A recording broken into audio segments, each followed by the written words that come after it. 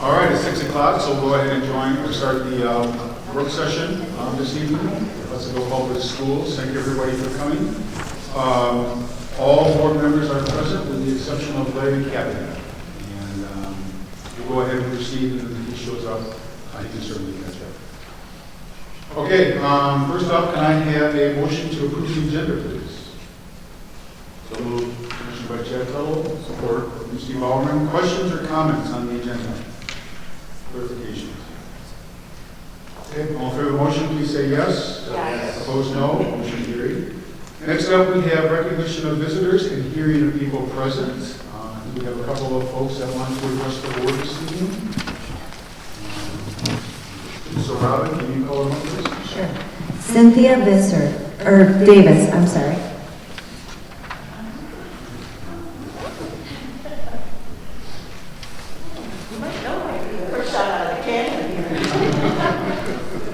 Cynthia Davis, addressing you tonight. I have former students here who are concerned parents. There are faculty and administrators who are former students whom I helped hire and whom I mentored. And then there are you board members, some of you I've known for a long time. I've had 2 children as students. And Larry Cappington and I were colleagues together. Of course, I'm married to one of you. But I feel I have a vested interest in all of the players here tonight and all of whom I care for very much. I have observed this community in pain as they fear for their children. I have observed the pain of the HPS staff, discouraged under the stress of teaching with COVID issues, etc. It is excruciating to watch. It is time for the hemorrhaging to stop. It is time to put a tourniquet on the wound. It starts with half of the young son. I have friends in the English department that I hold dear. However, I cannot agree with using this novel in the classroom. Ralph Waldo Emerson said, "Nothing is at last sacred but the integrity of your own mind. That is the noble-mindedness, the virtue, the decency of your mind." I am quite angry that the integrity of my mind has been violated after reading Half of the Yellow Sun. There are images now in the library of my mind that I cannot put out of it. I would never pick up that novel to read it on my own. With all due respect to my former colleagues, and I hope still my dear friends, removing a novel is not a matter of censorship. And don't allow the threat of that ugly monster to stop you from doing what is right. In the words of Nora Zeal Hurston, a black female writer, I want you to pick a berry from a higher tree. I want you to make a better choice, which does not mean that you are censoring the one in place. There is precedent in Hudsonville schools for making such a change. When Jim Grant was president of the school board, Roxanne DeWeerd was superintendent, Sue Carroll was curriculum director. The English 3 level made the choice of a series of novels for their curriculum. Bob Branson, the principal, Sue, and I met with the teachers to hear the defense of their choices. To make a long story short, the novels were ordered. In the fall, the novels were introduced to the students, and an outcry from the community came to the board. Jim Grant called a meeting of the board, 2 representatives from the community, Sue and myself. After listening to the issues, Jim Grant turned to me and said, "Cynthia, I want this problem to go away." Okay, a sleepless night. I wrote and I prayed all night. In the wee hours of the morning, I sent a long email to the teachers, Bob and Sue. And the next day, Bob called me into his office, noting from the email's content that we have to ask the right questions. The teachers met that day on their own, without Sue or myself, and made choices for novels that were acceptable to their goals, objectives, standards, etc. The parents and community were happy. They did not tell the teachers which novels to choose. The teachers were unburdened with the weight of the turmoil of discontent. Within hours, the issue was solved. The board took a leadership role and it was fixed. The bleeding stopped. As a board, you have the power to stop the bleeding and begin the healing process. I don't want you to be the priest and the Levite who pass by the wounded. I want you to be the good Samaritan. You are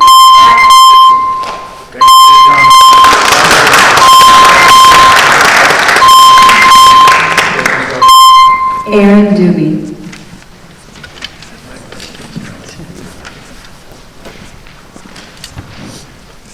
After you, sir.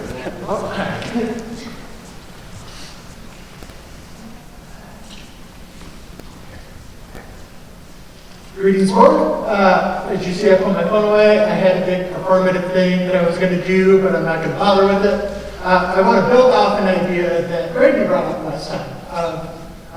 Have you read the Bible? Are you aware of some of the things in there? Short version, there's people circumcising people by force, chopping up hundreds of foreskins to give to the king to purchase their daughter for marriage. There's all sorts of stuff. I could go on and on. I don't think my biblical lit professors would like my usage of that Bible school, but I could. But the point of that is, it's not a false dichotomy. We're presenting a false dichotomy. You can have both very good things with high value that have messy, mature content. Because life is messy, war is messy, love is messy, everything is messy. Because we're humans and we're fallen and we're sinful. So it's a mess. You need to be able to capture that in a way that is appropriate for kids. So, in my role at the church, do I take a bunch of little kids up to the front of church and talk about some of the really shady Song of Solomon stuff that dips into bestiality a little bit? No. But will I take high schoolers and say, okay, you know this really shady thing that David did with Saul and the Israelites, the Philistines, how they slaughtered and did all this other stuff. You know, you look at it from this perspective and it's really bad. What they're trying to say is blank. And I can guide these children through that because I have the skills and the training and the knowledge to be able to walk kids through the messiness. That's what we should be doing. It is not, this is bad because there's messiness in it. The book that people are holding up as the instruction manual for life has that messiness. So know that it is not a dichotomy of good, bad. It is life, and life is messy, and it's important for us to have age-appropriate conversations with children that are trusted with that content, that know that content, and can come alongside and guide them and make sure they're learning those important life lessons. So thank you so much. I appreciate all of your work on this that you've been doing, and all the admin and the English staff. Y'all are amazing. Thank you, and have a great night. Thank you for your comments. Okay, we next move on to discussion items. First up, we have diversity and advocacy community updates. Thanks, I would like to. Can you hear me? Thanks. I'm going to turn over, maybe you probably go over the mic. You have one over there? I'm going to turn over Mandy Thomas, and she's going to run through our committee meeting that we had, our group that we had last week, and kind of give an update on over. Yeah, so last week, Tuesday, on the 18th, our newly formed committee met for the first time. And this was just stemming from the conversations that we had had over the summer and into August around wanting to stay true to just where we had consensus and common ground that we believe that every student matters every day and that we want for a safe and supportive learning environment for each of our students. And so when hearing the stories or experiences of our students who have experienced discrimination or harassment or bullying around race or any other individual factor, that is a concern for us, and that's something that we want to have conversation around.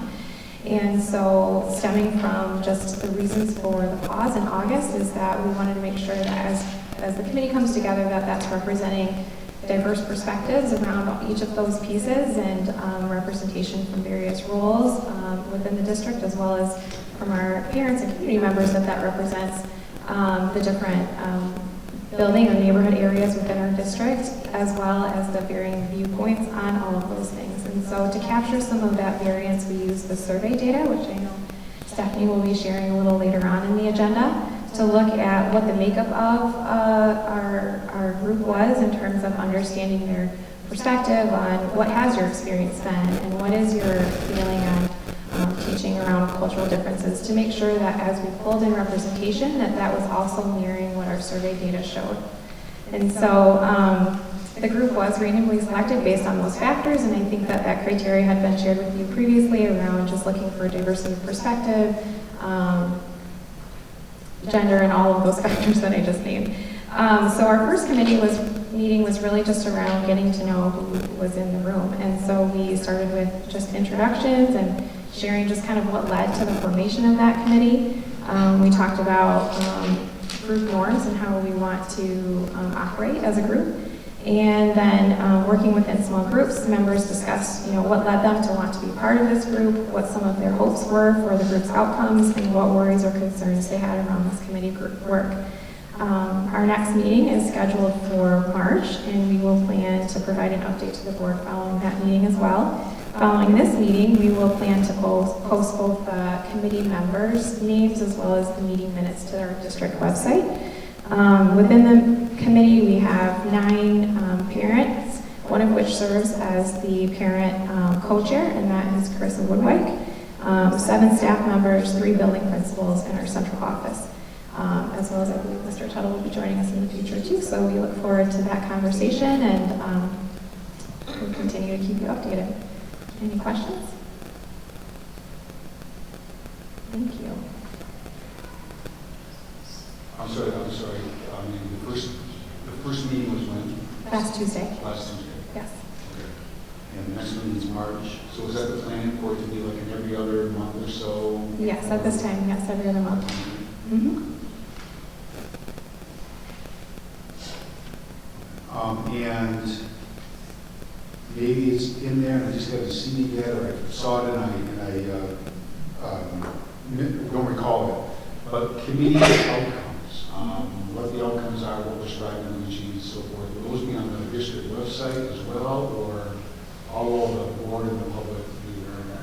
Yeah, so I think just as a very general, broad hope and hopeful outcome is that kind of starting with where we have consensus on where the need lies is to just design what are some short or long-term strategies or action steps that we feel would be appropriate to meet that need. And I think that at this time we have not delved into defining what any of that looks like. And certainly our hope is as we continue to provide updates that we'll also get feedback from you on whether or not this is working in the direction that, getting your input on how we're progressing. Mm-hmm. Other questions or comments from the board? You said minutes will be posted online? Yes. And Yep. the first set will go online? Tomorrow. I think our intent was that after the committee meeting, we'd have a board work session, talk through. Now, keep in mind, the last one was more of an introduction. Of the 9 parents, I think I knew 1 parent in the room, who they were. I mean, I talked to some again on the phone, but it can't to know each other and kind of work through that as a group. And then share them with the board and then post them online. We're still trying to figure out where to post online. You think about where we want to post in a place that people can find it, but that there's an area that it's easy to navigate through also. Good, thanks, Mandy. Okay, next up we have textbook and curriculum recommendations. So this is going to be a little bit of a team approach. Mrs. Taylor is not able to be here this evening.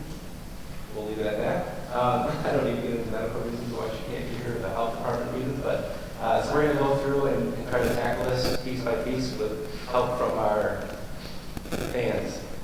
We've got a couple of them sitting here in the front. So I'm going to turn it over to Mandy to start, and then we'll go from there. So bear with us as we put this together for you. Yes, and I will ask for Mr. Belkier to join me, and I'm going to work on putting up some slides for you as well.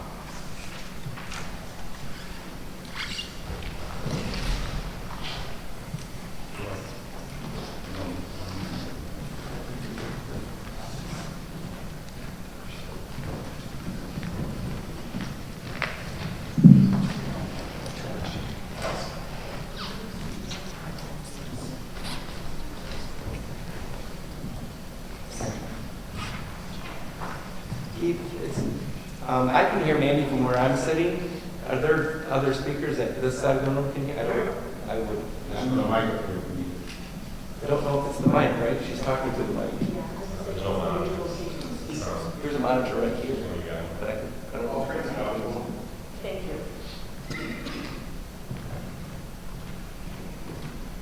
Do you want us to start over? Did you No, most go of ahead. it? No, I got you.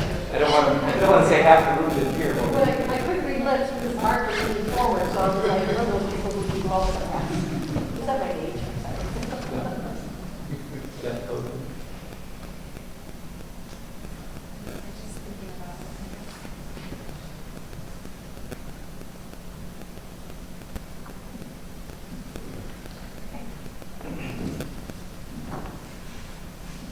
So within your board packet, I believe that you have a general overview and in terms of a one-pager and just highlighting one graph that we'll talk about in a little bit here. I know that this is a little different format in the terms of providing an additional slide deck, but we just thought we would add to some of the talking points just because it's a conversation we've been having over several meetings and we just want to make sure we give all of the information to you that we have so that as we prepare for the February meeting, that we capture just what feedback you may have and any questions that you'd like to see answered before the February meeting. So to kind of just begin, a couple of the topics that we've covered in previous work sessions is just around the need for a social emotional curriculum. We brought, and I believe Ross is here with me again in September, so talked about that a little bit in a previous meeting as well as our selection process. Within that slide deck from the December meeting, you also have the data table that was collected as the committee met to give ratings or rankings around the hexagon tool that we had discussed around need, resources, evidence, etc. And so I guess I just put this here because as a talking point, if you have additional questions around either of those, you can reference those slide decks or certainly ask us any questions that you may have around either of those two topics. So for tonight, I think we just wanted to capture, just to provide a brief overview of the instructional design and content of the ruler curriculum, to share some data that's been collected during the pilot period, as well as highlight some of the adoption proposal pieces so that you and all of our stakeholders have clarity around what we are proposing. So with that, I'll turn it to Ross. So I wanted to give you a brief overview of the instructional design and content of Ruler. So the current pilot includes 10 units of study in grades K through 5, which introduces students to Ruler core routines and tools, and 4 feeling words designated for each grade level. If approved, grade level teams will teach additional units of study in future year implementation. And the purpose of this is a couple of reasons. So first of all, Ruler curriculum itself advises and encourages kind of a slow rollout for this, so we're not doing all of the units for the first year.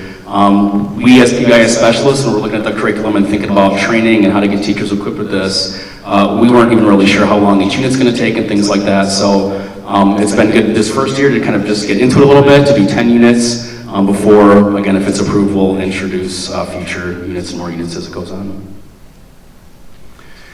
This is also just kind of a brief visual of what each unit inside of Ruler looks like.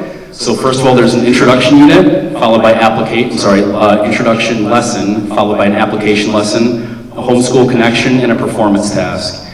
And the introduction lesson as part of the unit is kind of the beefier part of the unit itself. So this typically takes about 45 minutes in a classroom. It's more scripted, it's more details. Again, it's kind of introducing teachers and kids to what's going to be talked about in that unit. There's an application lesson, which a lot of times revolves around reading a book or watching a movie clip or doing some kind of activity as a class. There's a homeschool connection piece, and so with each of the units there is a paper or flyer that goes home, and not only does it tell parents and families about what the content is, but it encourages a discussion and dialogue between the parents and the students around a feeling word, for example, or what a strategy is that they could do. And then at the end of each unit there's a performance task, and these vary quite a bit between grade levels, but typically students are doing something. They're drawing, or they're making, or they're presenting some type of content that they learned. And we're going to kind of address, so I know that there's been some questions and some talk about the word modified, like modifying some of these lessons with Ruler. And I guess for me, when I think of the word modified, I think of like drastic changes. We are cutting apart, or we're piecing things together, we're taking apart lesson objectives, And I guess what I see the adaptations that our team has made for teachers is we are keeping the lesson objectives the same, but for example, within the different 4 components, the 4 lessons of the unit, the application piece, a lot of times in the ruler curriculum, might just be like a paragraph. There just isn't a lot there, and so our team, as we're rolling this out to teachers, want to make sure teachers are feeling supported and equipped, and so we might be introducing additional books in that unit. Or it might be introducing additional movie clips or additional ways of different questions that classes could be talking about this. And so, again, like there's some flexibility within lessons 2 through 4 within a unit. But the purpose for us was just to really give teachers and kids more support, to give them more structure and to give them more resources to pull from as they're going through that content. So moving into our pilot data, I know this is a graph that you also have in your board packet, and we just wanted to speak to some of the things that we're seeing there. So you'll note in blue, this looks at our survey data from teachers in grades K through 5 captured in October. And this is looking at each of these questions was given a 5-point scale, with 1 being strongly disagree and 5 being strongly agree. And numbers 2 through 4 were not given a qualifier or descriptor, but they were just presented as a linear scale for teachers to select the number that they felt best represented their feeling at the time. And then our orange bars represent how teachers completed the survey with the same questions in December. So some of the things that we wanted to highlight around this is that one of the differences in October is that teachers were either wrapping up or in the middle of some of our concept units. And so those would be things like when Ruler presents, why do emotions matter? Or what does it look like to develop a charter? Or what does it look like to use the mood meter? And see, these are some of the more concepts that kids will use throughout the year. And so I think that that feedback was captured at that time when that's the point of the curriculum that they were in and that's what they were speaking to. As we moved into December, we were more into the feeling word units, and we did have conversations with grade level teams, actually just this past week, I believe, around some of this data, and we shared this table with them as well to get some of their feedback. And I think what they had shared is that this is speaking more to the need for supplemental resources around problem-solving strategies, which I think we spoke to last time, as well as just kind of needing to pull together those resources that, again, would be easy to use and implement. And it obviously in that point in the year, they were also reviewing kind of how they felt about the curriculum experience as a whole. And so looking at how they see this data is that that this data is looking like we should continue to move forward, and that I think as they move through the curriculum, they're identifying this is what's needed to supplement. So I think a parallel that one of our teacher leaders had shared is that, as we look at sort of our ELA curriculum and addresses all 5 areas of reading, but that one of the supplemental areas that we've needed to go back and find additional resources around is around explicit phonics instruction. So very similar to that is that their perception is that as a tier 1 curricular option, that it does provide a great framework for learning, and the units are progressing in the way that you'd see a typical scope and sequence, but as they become more familiar with the curriculum, they're identifying these are the additional resources or lessons that we'd love to see supplement what we're already teaching within this pilot. I think so. One is just the differences of where they were in the curriculum. The other thing that I would point out is that when we had looked at our October data, so the points, the bar graphs in blue, the action planning that we had around that was to capture how do we help teachers in the areas that were scoring the lowest, and so that was around the finding a manageable level of preparation, the ease of implementation, and how to complete the ruler unit in 2 weeks. And so that's where a lot of the time and efforts of our PBIS specialists went to try to look at how do we help create this in a more manageable format, how do we create either the lesson plan templates in a format that are easier to access from grade level folders that already exist. And so we were happy to see that those areas where they had spent considerable time and effort, that those were the areas that increased. Obviously, we see some of those questions, the answers have decreased, and some of that was due to the difference between the conceptual units and the feeling units. Is there anything else that you would add to that, Ross? Yeah, I mean, to me, it's encouraging when I look at the different areas that we saw improvement on, because those are areas that our team just really wanted to focus on for teachers, revolving some of the training and making some of the lessons and units easily accessible and manageable for teachers. And I think like one of the big points too when Mandy met with the grade level team last week was they didn't want to start over with something new, right? Like they felt like even though there are some areas for improvement and areas for our team to improve with this as far as the training and the teaching of it, grade levels didn't want to start over with a whole new curriculum. We see 3 different areas on the graph that went down. So we didn't on this survey ask for any anecdotal response from teachers. So again, I can just kind of give assumptions or just different conversations I've had with my team or teachers in the building. The first one is that, it's the second indicator on the graph, but it says ruler content addresses the tier 1 social emotional needs of our students. And that one went down from October to December. And I guess the way that I'm kind of interpreting that or attributing that is the ruler curriculum is a tier 1 program. So it's taught to all the students in the classroom. But we know that in buildings, and especially in like December when teachers are really starting to know their kids and there's some high emotional needs going on, right, around that time of year. Things are kind of spiking, behaviors are kind of spiking, and so if I'm a teacher, that curriculum is not going to address all of the needs of all my students in that classroom. There's a lot of needs of those kids, and so that's our team's push to then develop more tier 2 and tier 3 supports for those kids, where maybe the ruler curriculum is not going to support all of the kids in that classroom just based off of their needs. So that was one assumption that we made.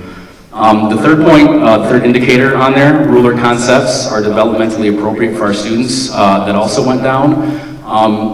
Ruler is kind of like a progressive curriculum. I would kind of attribute it to like math, right? Where like you have to know some of the basic facts before you get to some of the more complicated stuff, and every grade kind of builds off each other. And that's how ruler is designed. So specifically with like the feeling word units, students in kindergarten are taught a series of feeling words. Then in first grade, they're taught another series of feeling words, the same in second, third, and fourth. And so we didn't have years of prior knowledge with kids coming into this year knowing all of these words and how to apply this and all the different routines and things like that. So they're just thrown into it this year, right? And so I think when our team was looking at some of the lessons and some of the units, we felt like, that could have been some of the reason why we saw that go down was because that students just don't have a lot of the background knowledge. They haven't been taught this stuff yet. But we're hoping, again, as the years move on and kids become more familiar with this, that they're going to be developmentally more appropriately to handle this because they've had the years of prior knowledge with that. And the last one that you see in there, it's the fourth component, the fourth indicator. Ruler content provides meaningful social emotional learning opportunities for students. Again, we're hoping that as teachers become more proficient and more familiar with the content, that they'll be able to find more natural ways to teach this to their kids, right? We know that, we'll talk about this later, but there's going to be blocks of time that teachers are teaching ruler, just like they would chunk for math or language arts or whatever. But we're hoping that they're able to use their amazing skills as teachers and educators to bring in other books or other resources, other things that they have done into the curriculum. And so it's not going to be chunked out. It's not going to be, well, we do ruler for this time and now we're moving on to math and we don't talk about those things again. But that some of the concepts related to social emotional learning are really interwoven into their practice all day long. And so again, it'll be interesting to see how these numbers increase and improve from year to year. But that's going to be a focus for our team moving forward.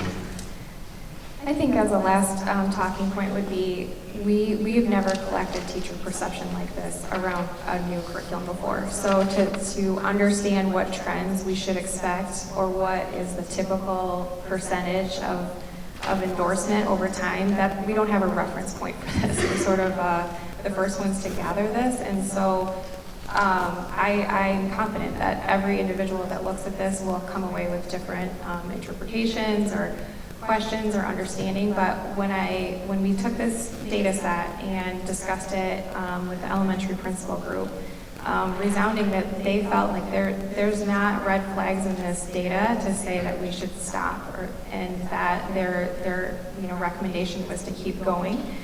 When we brought the same data set to our grade level chairs, who really work hard to represent the voice of their grade level teams, they also felt like there are challenges, but there are also challenges in any new curriculum that we roll out. And the feeling was that they have confidence in working with their PBIS specialists that we can work to identify those weaker areas, and that this is providing our students with a learning opportunity that they haven't had before. So here's just a few numbers captured from the survey. So in our survey data from teachers, 94% of elementary teachers who selected a 3 through 5 on that survey were supporting a need for social emotional learning in Hudsonville Public Schools, so it's a pretty high number. I'm not going to read all these to you, but again, most of these 70% or above for different indicators that we saw from teacher perception. And so, again, as Mandy pointed out, we don't have a reference point to know that are these typical numbers for curriculums. Again, it's our first year of implementation, so we're not really sure, again, basing off other curriculums, what this would look like. But we're encouraged by these numbers. We hope that with increased training that our team can do and increased listening to teachers and meeting their needs, that these numbers will only continue to go up in future years. And I believe that you've seen this data before, but what our team did a few months ago was to assess third graders and fifth graders in elementary schools across the district of pre and post data, so a pre-test and then a post-test after they were taught that information. And 40% of third graders showed an increase in proficiency when identifying a specific feeling word. And not just identifying the word, but being able to use it in a sentence, to be able to apply it, to come up with strategies for what that looks like. Fifth grade was even higher. 76% of fifth graders showed an increase in proficiency in ruler content related to a feeling word. And I can just say, like, from my own personal perspective, when I was assessing students with this, I was absolutely blown away with fifth grade in particular. The word they had to do was exasperated. And so when I did like the fifth grade pre-test of kids, I called in a fifth grade classroom one by one. They had absolutely no idea what exasperated is. And I bet some of us probably don't even know what that word means, right? Yeah, so they're like looking at me with like blank stares, like, what does this word mean? And so they had no idea. After a few weeks of being taught it in the classroom, kids could say what the word means, they can use it in a sentence, they could apply it. And for me, the thing that was super encouraging was they had like strategies for it. So it was like, if we're feeling this emotion and I don't like how I'm feeling with this, or this isn't a good time to feel that word, these kids were coming up with 3, 4, 5 different strategies of what they could do to help themselves regulate, be calm, understand how they're feeling, to be able to successfully navigate themselves out of that. So for me, it wasn't even so much the identification of the words, but it was like how they're applying those to real world situations. So I was very happy and impressed with that. Just additional detail around that. So that 40% increase for third graders looked like pre-test showed 32% of our third graders showed proficiency, and then post-test was 72. And for our fifth graders, we had 7%, and an increase to 83%. So, like I thought that was great. Just a couple weeks ago, too, we had included a parent survey with linked embedded with a letter that had communicated other issues out to parents, and so we had 102 responses. So it's a relatively small sample size. But the survey results there showed that we had about 62% of our parents saying that they had reviewed the school-home partnership, and we had a little less than half say that they sometimes or often had participated in the homeschool partnership activities. This next graph just talks about being informed as a parent, and so you'll see that there's a variety of responses from strongly disagree to strongly agree in terms of feeling informed about what their child is learning with the ruler curriculum, and that about 42% of our parents had answered that if they had questions about ruler, that they knew how to get answers. One of the things that we looked at was we had named all of the ways that parents could receive information about the ruler curriculum. I think that this would tell us that I think our top 3 points of interaction or communication with parents has been the classroom newsletter, the principal or the school newsletter, as well as the homeschool partnership. And so I think we would just continue to use those avenues since they seem to be accessed more, just to continue to look at how we can provide some just some nuggets of information that parents can access to understand what their child is learning. And then finally, we have a graph that shows us that one out of about a third of our kids are coming home and able to share what they're learning about the ruler lessons. Again, I don't have any comparison data about how often kids are coming home talking about their reading or math lessons, so I don't know if 1 out of 3 is, higher or lower than that, but I think that's, just a starting point for understanding what kids are sharing at home. So then just to briefly review what we're entailing as far as the Adoption request, with that, this would be our core curriculum used in grades K through 5 for each of our buildings, and that this would serve as our core instruction or our foundational resource for explicit instruction. That we would use our current structure for grade level teams to engage in regular review of pacing, sequencing, resources, and assessment. And so moving forward, our common district expectations around Ruler. All students would receive instruction on the Ruler method core routines and the feeling word units. Each unit would include the 4-part sequence of the lesson design, so that was the introduction and the application and the homeschool connection and the performance task. And social emotional learning would occur on a regular basis.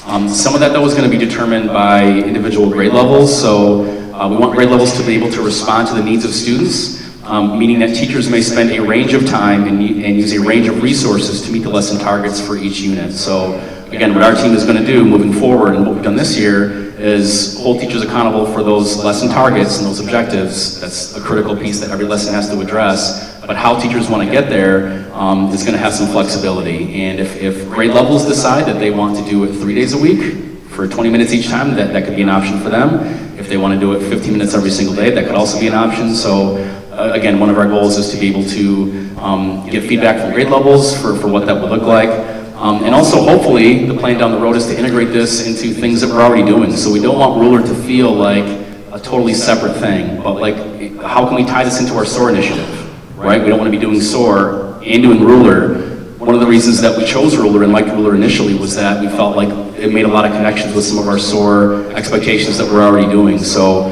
again, we're going to be relying on best practices of teachers to include some of those things and to integrate some of those things. And again, even community structures that they do in their classroom to have a positive, effective classroom culture and climate. How can we tie all those pieces together to be effective? I do want to just clarify, like all of our subject areas, we would provide a parameter for weekly instructional minutes. I think what we are kind of speaking to is that that large umbrella of social emotional learning would include both the lessons coming from the Ruler as well as our lessons from our SOAR matrix, as well as just spending time building classroom culture. So there's still a time parameter that would embed all of those things. So I think at this point, knowing that we would be coming in the curriculum adoption process in the February meeting, that would look like a first review or a first read. I think having your feedback tonight would be just appreciated by, I think, the team and myself, just knowing maybe if there's anything that we haven't captured that you hope that we will, or any initial feedback that you might have.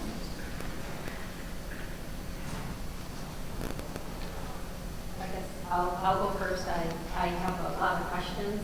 This would have been helpful if this had been in our packet. I know we have the graph with the teacher perception data.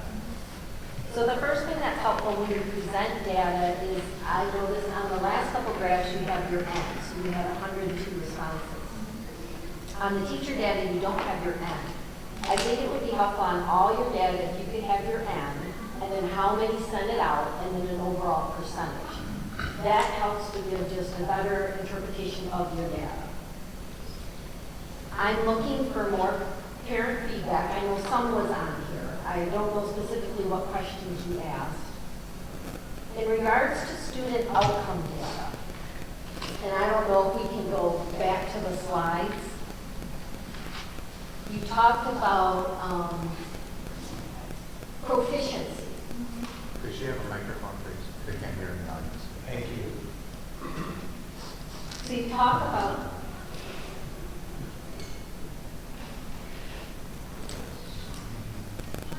Okay, can you hear me now? Yeah. So when you talk about proficiency, how do you define proficiency? Because as I read this, it's like, could the students define the word? When I'm looking for student data is, did we have less fighting in the classroom? Could students use their words to resolve conflicts? Did we have fewer students that ended up in the principal's office for conflict resolution? To define proficiency as to be able to define a word, That's not how I would measure success of a program. Could I So, elaborate yeah, on can what you- this yeah. looks like? Yeah, so the rubric for looking at proficiency followed the ruler acronym that the students are taught. So the R stands for can you recognize, can you understand, can you label, can you discuss what that looks like to express, and can you discuss what that looks to regulate. So in addition to defining the word, we're also looking to see can they apply those other social emotional skills to talk with us about what would that look like in action and how would you resolve if you had that, if you're feeling that way, but this is not the opportune time, right? Like how do you shift your emotion so that you can express it appropriately or regulate your emotion at the time? Okay. So it was to 5 questions that the kids answered and it followed the ruler acronym.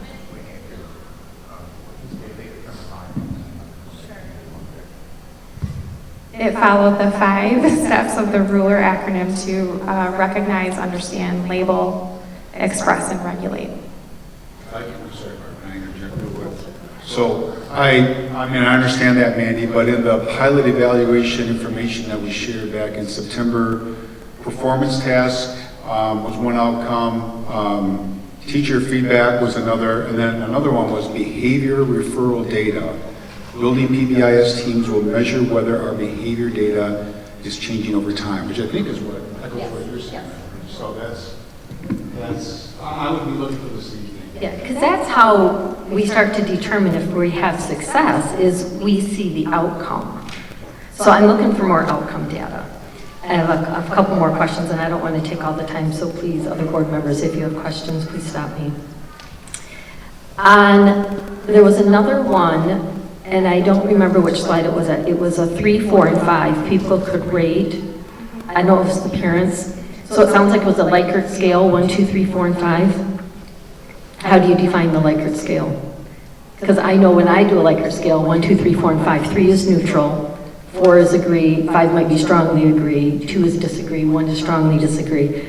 I guess I would want to see how do you define that. And I think to lump 3, 4, and 5, and I don't know how many scores were on your Likert scale. I think clumping 3, 4, and 5 is pretty big, but I don't know your Likert scale to really judge. So I guess I would like to see that broken down more. On your data, I would also like to see it sorted by school and by grade when you look at teacher data. And then I guess what concerns me a little bit is when teachers start to have the ability on something like this to individualize it. I think that's where we can start to get into trouble. In the ruler program specifically, on the emails that parents have shared with me, there's a lot of social justice that they don't feel is quite appropriate. And I know and I met with Ross, and I want to say everyone loves Ross in the building itself.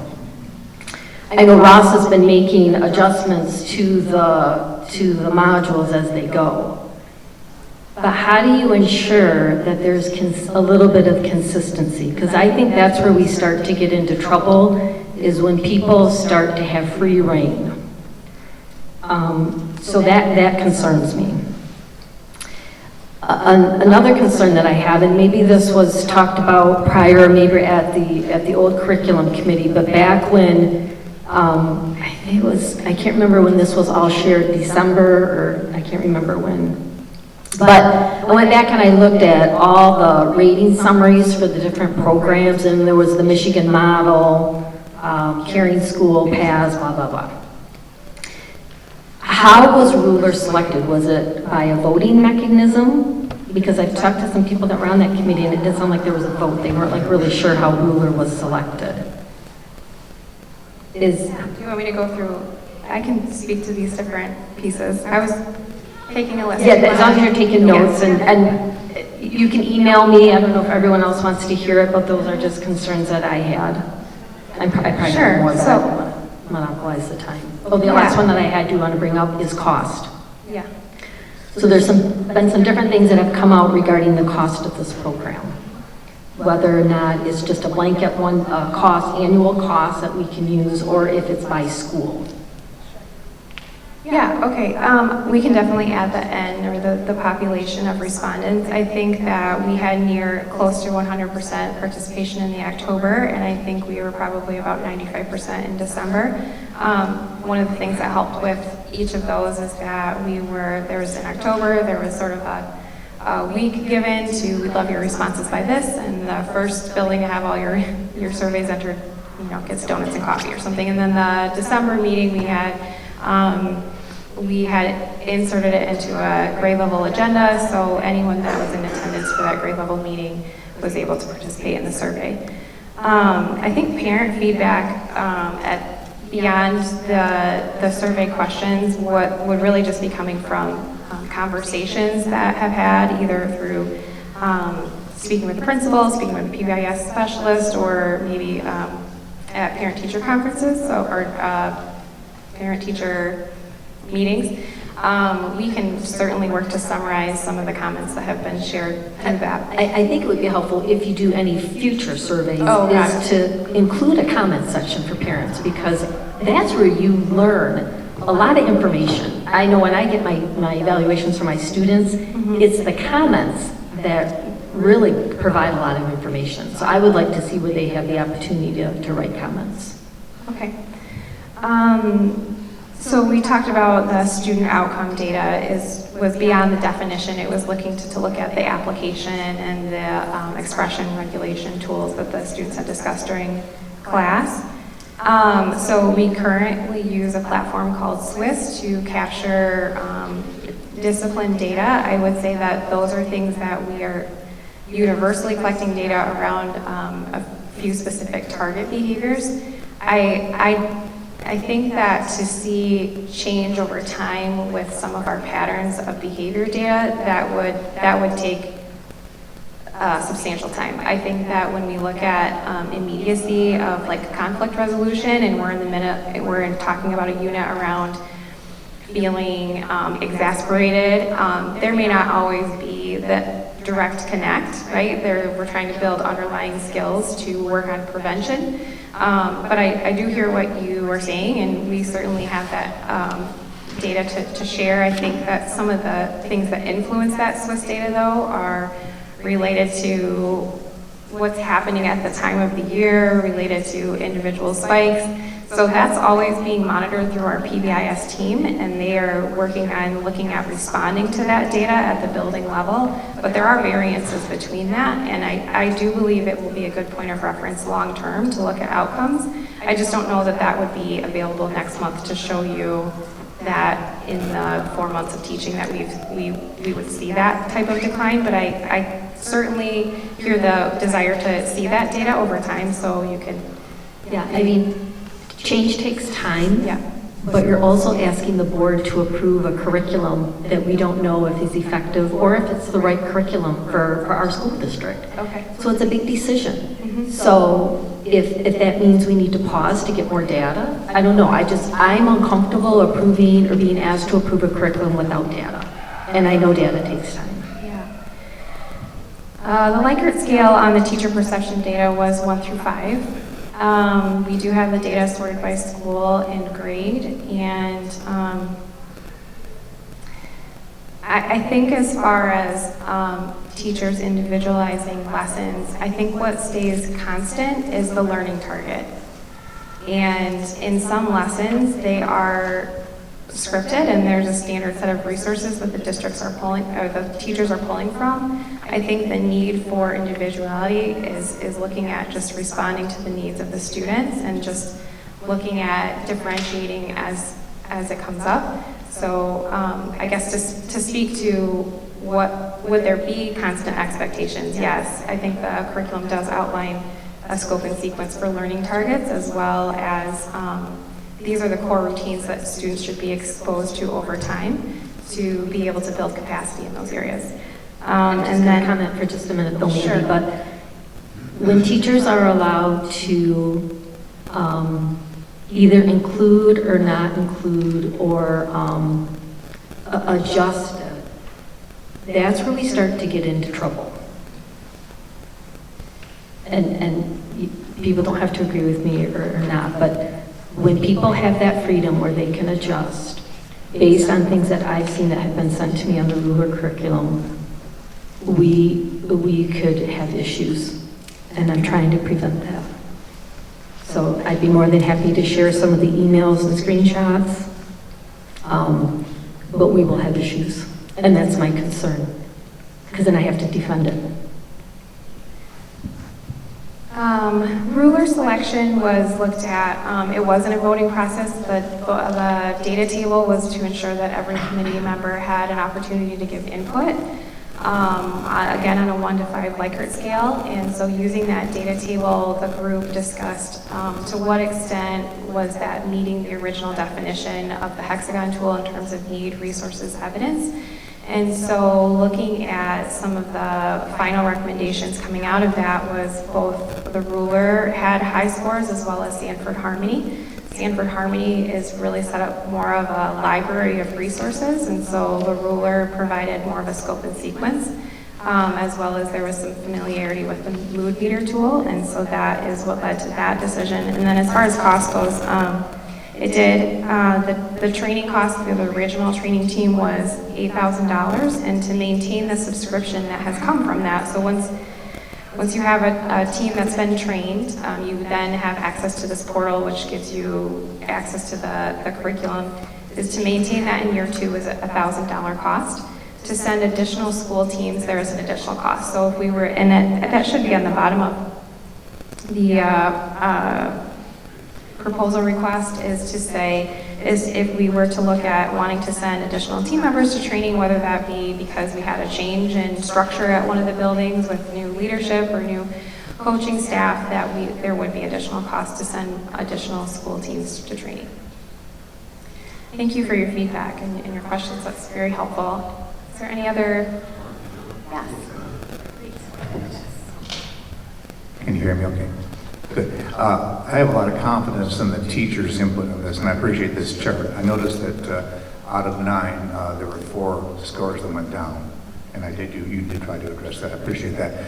If there's any more data about that in terms of comments or insights, the chart doesn't tell me a whole lot, and you'll give them a slant to here as well, which I appreciate. But I'd like to know if there's anything more that the teachers have made comments about that would help me. On ahead, John.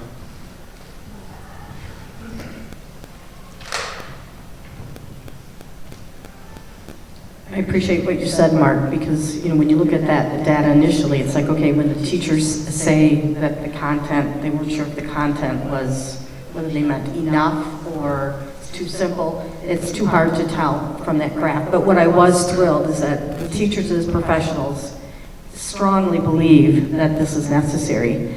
And I appreciate their input very much so. One of the comments that we've heard, and I think you spoke to it a little bit, Ross, is that we're making some adaptations as we go. And I'm assuming within whatever curriculum contract you would have to sign, you will have some flexibility there. And I guess that would be one thing, as a board member, I want to make sure that we wouldn't be violating any contract if we decide not to do a particular unit or we use materials that maybe aren't specifically granted by the ruler program. The other thing it would be helpful to know is if a teacher has been working on a unit and they really feel like the class as a whole or 1 or 2 students really need reinforcement, is there a referral method for the teacher to basically say, I think the class overall gets this. I do feel that there's a couple students who just aren't grasping this. Can they then go to the PBI specialist and somehow reinforce it for that student, whether it means also getting the parent support in, that kind of thing. And then finally, if you could talk a little bit about the state's requirement, from what I understand, that we have some sort of social emotional learning. Sure. I guess I appreciate the suggestion on maybe I'm envisioning just a follow-up survey to get some of the anecdotal notes that you're seeking around understanding the changes in the data set. I would say that with any curriculum adoption process, that some of that has to do with copyright law, and some of that looks like I think that the district's responsibility to implement with fidelity is always put on the district and not necessarily included in contract language, but we can certainly highlight anything that may be of that nature to you in the next conversation. One of the things I'm really proud of our PBIS specialist group is that they've done some really great work on setting up the stage for a Tier 2 referral, so that whether that's through the discipline referral process or through teacher nomination or any other format, so that we make sure that kids are getting needs met if they're not responding to Tier 1 instruction. And then one of our state's focus areas has been SEL. I think at this time they have set out their competencies, which they believe are core skills that students need, with a high emphasis of seeing the student as a whole child, as well as really has Dr. Rice, as state superintendent, has really pushed just informing the educational community on the benefits of it. I think as far as our requirements go, we are required to have pieces in place around our positive behavior intervention supports. And I think Dr. Rice's message has been that social emotional learning curriculum only is meant to walk alongside PBIS and to support students' understanding. So they, I think it's highly promoted, I guess I would say. Andy, I'm sorry, go ahead, Jay. No, go ahead. I got a few questions. Okay. And you had mentioned an additional survey, so is that in spring or what's the? No, I'm just saying off the top of my head in terms of like responding to the question, is that's something that we can certainly formulate to answer that question. Okay, there are no plans for one right now in the spring. It's a possibility. Yes. Okay. So it sounds like with the first round of teacher feedback, you had looked at the survey data and then put together some intervention plans of how might we positively impact that, and saw some of those results. I'm curious with the parent feedback, if we're also taking that to consider, how might we get parents more engaged or create more of those opportunities to be familiar with the content, see the content, engage with the content, if there's any particular action plans we have now based on the feedback that we got from the parent survey. Yeah, I think that we initially, from the providing these options on the survey to see what's working, I think that we would want to just capitalize on those top 3 to look at how do we increase viewership of some of those things, as well as are there ways that we can highlight that more specifically, or look at in what ways is that working in some cases and not in others, so that we can make sure we continue to keep parents informed. Thanks. And then when we were originally talking about SEL content back last fall, one of the other, I guess, projected benefits of it was the residual benefits to other academic performance. And I appreciate with the design of our pilot, it's not like a matched cohort, some get it, some don't, and so it's probably difficult to measure, but I'm just curious if we've been able to identify correlation to other academic performance based on the inclusion of this content. I think as we look at addressing learning loss, that's been a real challenge in terms of knowing what has impacted that. Like you said, we don't have a control group in this, but we do have over time, what are the trends in academic performance and where are we increasing that? So to answer your question, I don't have correlation data on that, but I think what we're defaulting to is just related to some of that meta-analysis around long-term benefits of academic has been, in 5-10 year studies, so it's certainly something that we would continue to want to understand the impact locally. Thank you. And then finally, I just want to react to Dr. Huber's comment about teachers and their ability to modify content as appropriate. I think there's a potential range of outcomes, and I think she expresses concern about the risk associated with that. I just want to acknowledge that there can also be benefit, because our teachers do understand their classroom environments, understand their students best, and I think in many ways that's why we have highly capable and professional teachers. I think that question is, can you mitigate the risk with some other control mechanism, some review or approval or some other way to ensure that we're not having the wrong content introduced while giving latitude to bring in the right content to ensure effectiveness of learning. Yeah, I think if we reflect on the units of study thus far, our grade level teams are able to digest how has this been presented, to have professional learning community conversations around the differences in which it has been presented. I think some of the control measures are coming from our building level PBIS specialists who are coaching with teachers every day, as well as able to sort of see those lessons in action. But in terms of setting sort of parameters around, this is sort of the edge, I guess I do think it would be helpful to see some of the examples that are worrisome so that we can make sure that we address that moving forward as well.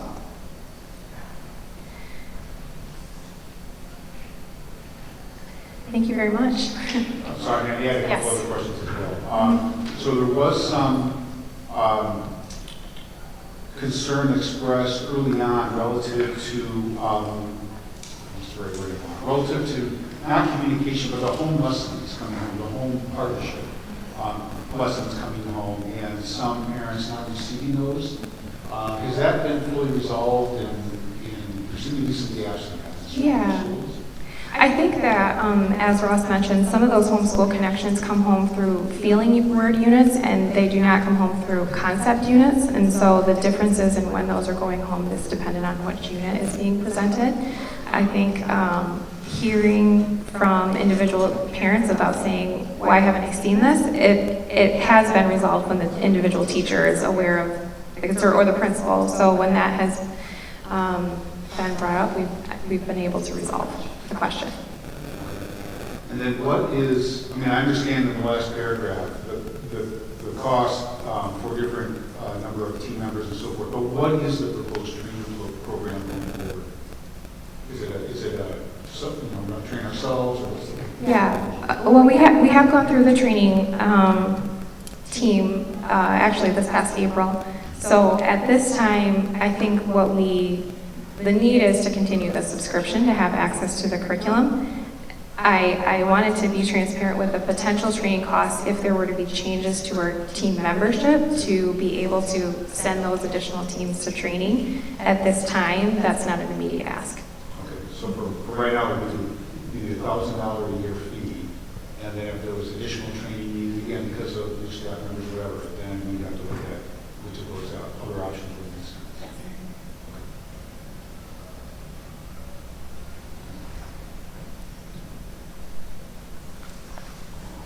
Okay.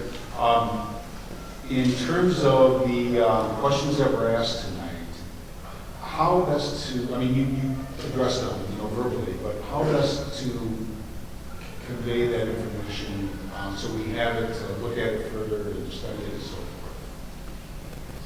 forth? Sure, I can definitely put this in a written format to either add to or provide just a summary of what I shared tonight, or gain additional insight or input from other principals or teachers to be able to give you answers to these, and with enough time before our February meeting so that hopefully I can have a sense of if I've given you what you're asking for. Let's kind of talk about it as a board. What specific information, like Bauer, you mentioned the additional survey.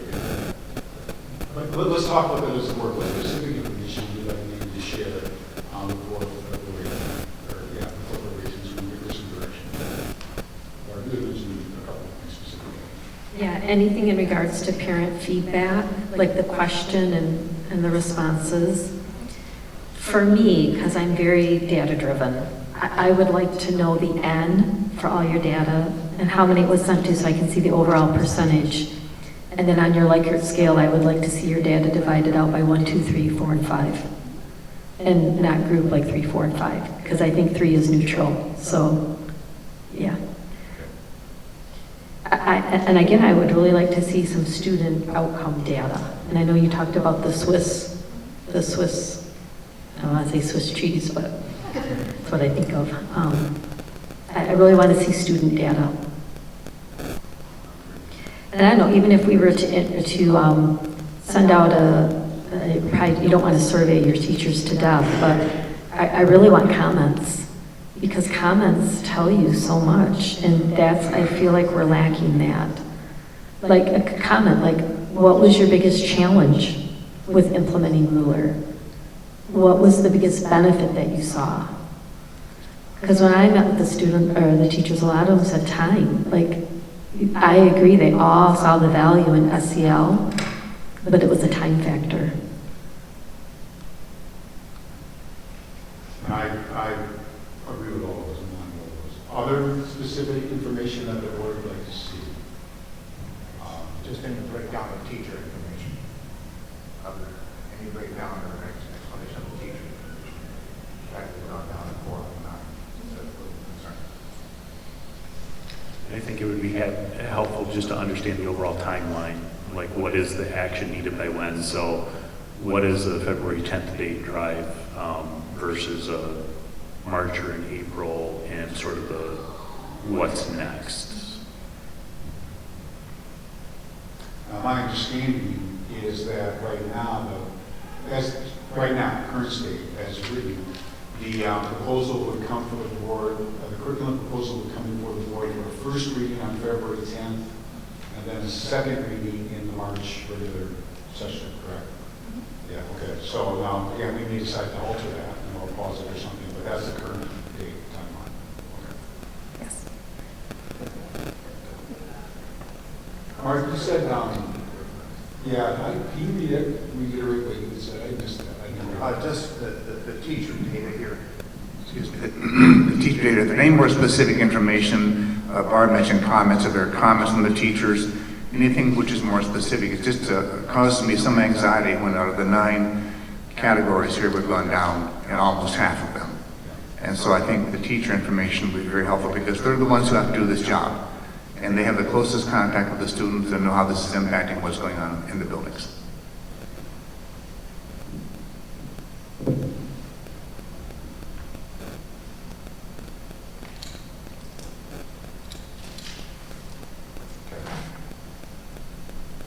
Good. I share Dawn's comments regarding, and I think a couple of board members touched on it, regarding the teachers expressing the need for SEL. I mean, they're well over the 90% on that.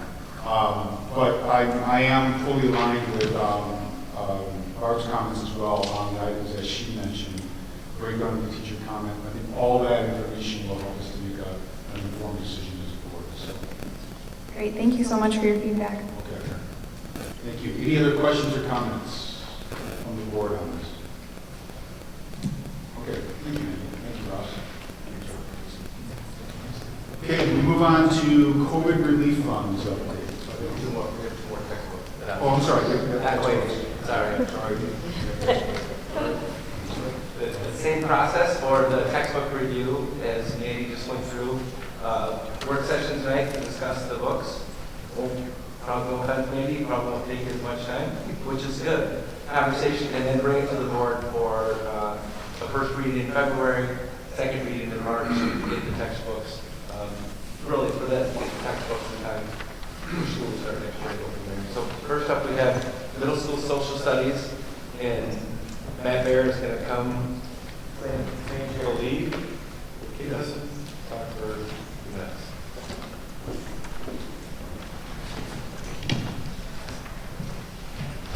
Yeah.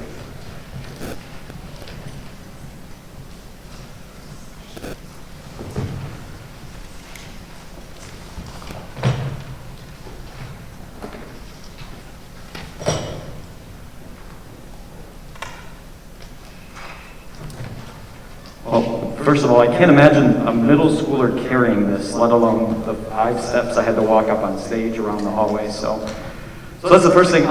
We'll start with a little bit of a journey.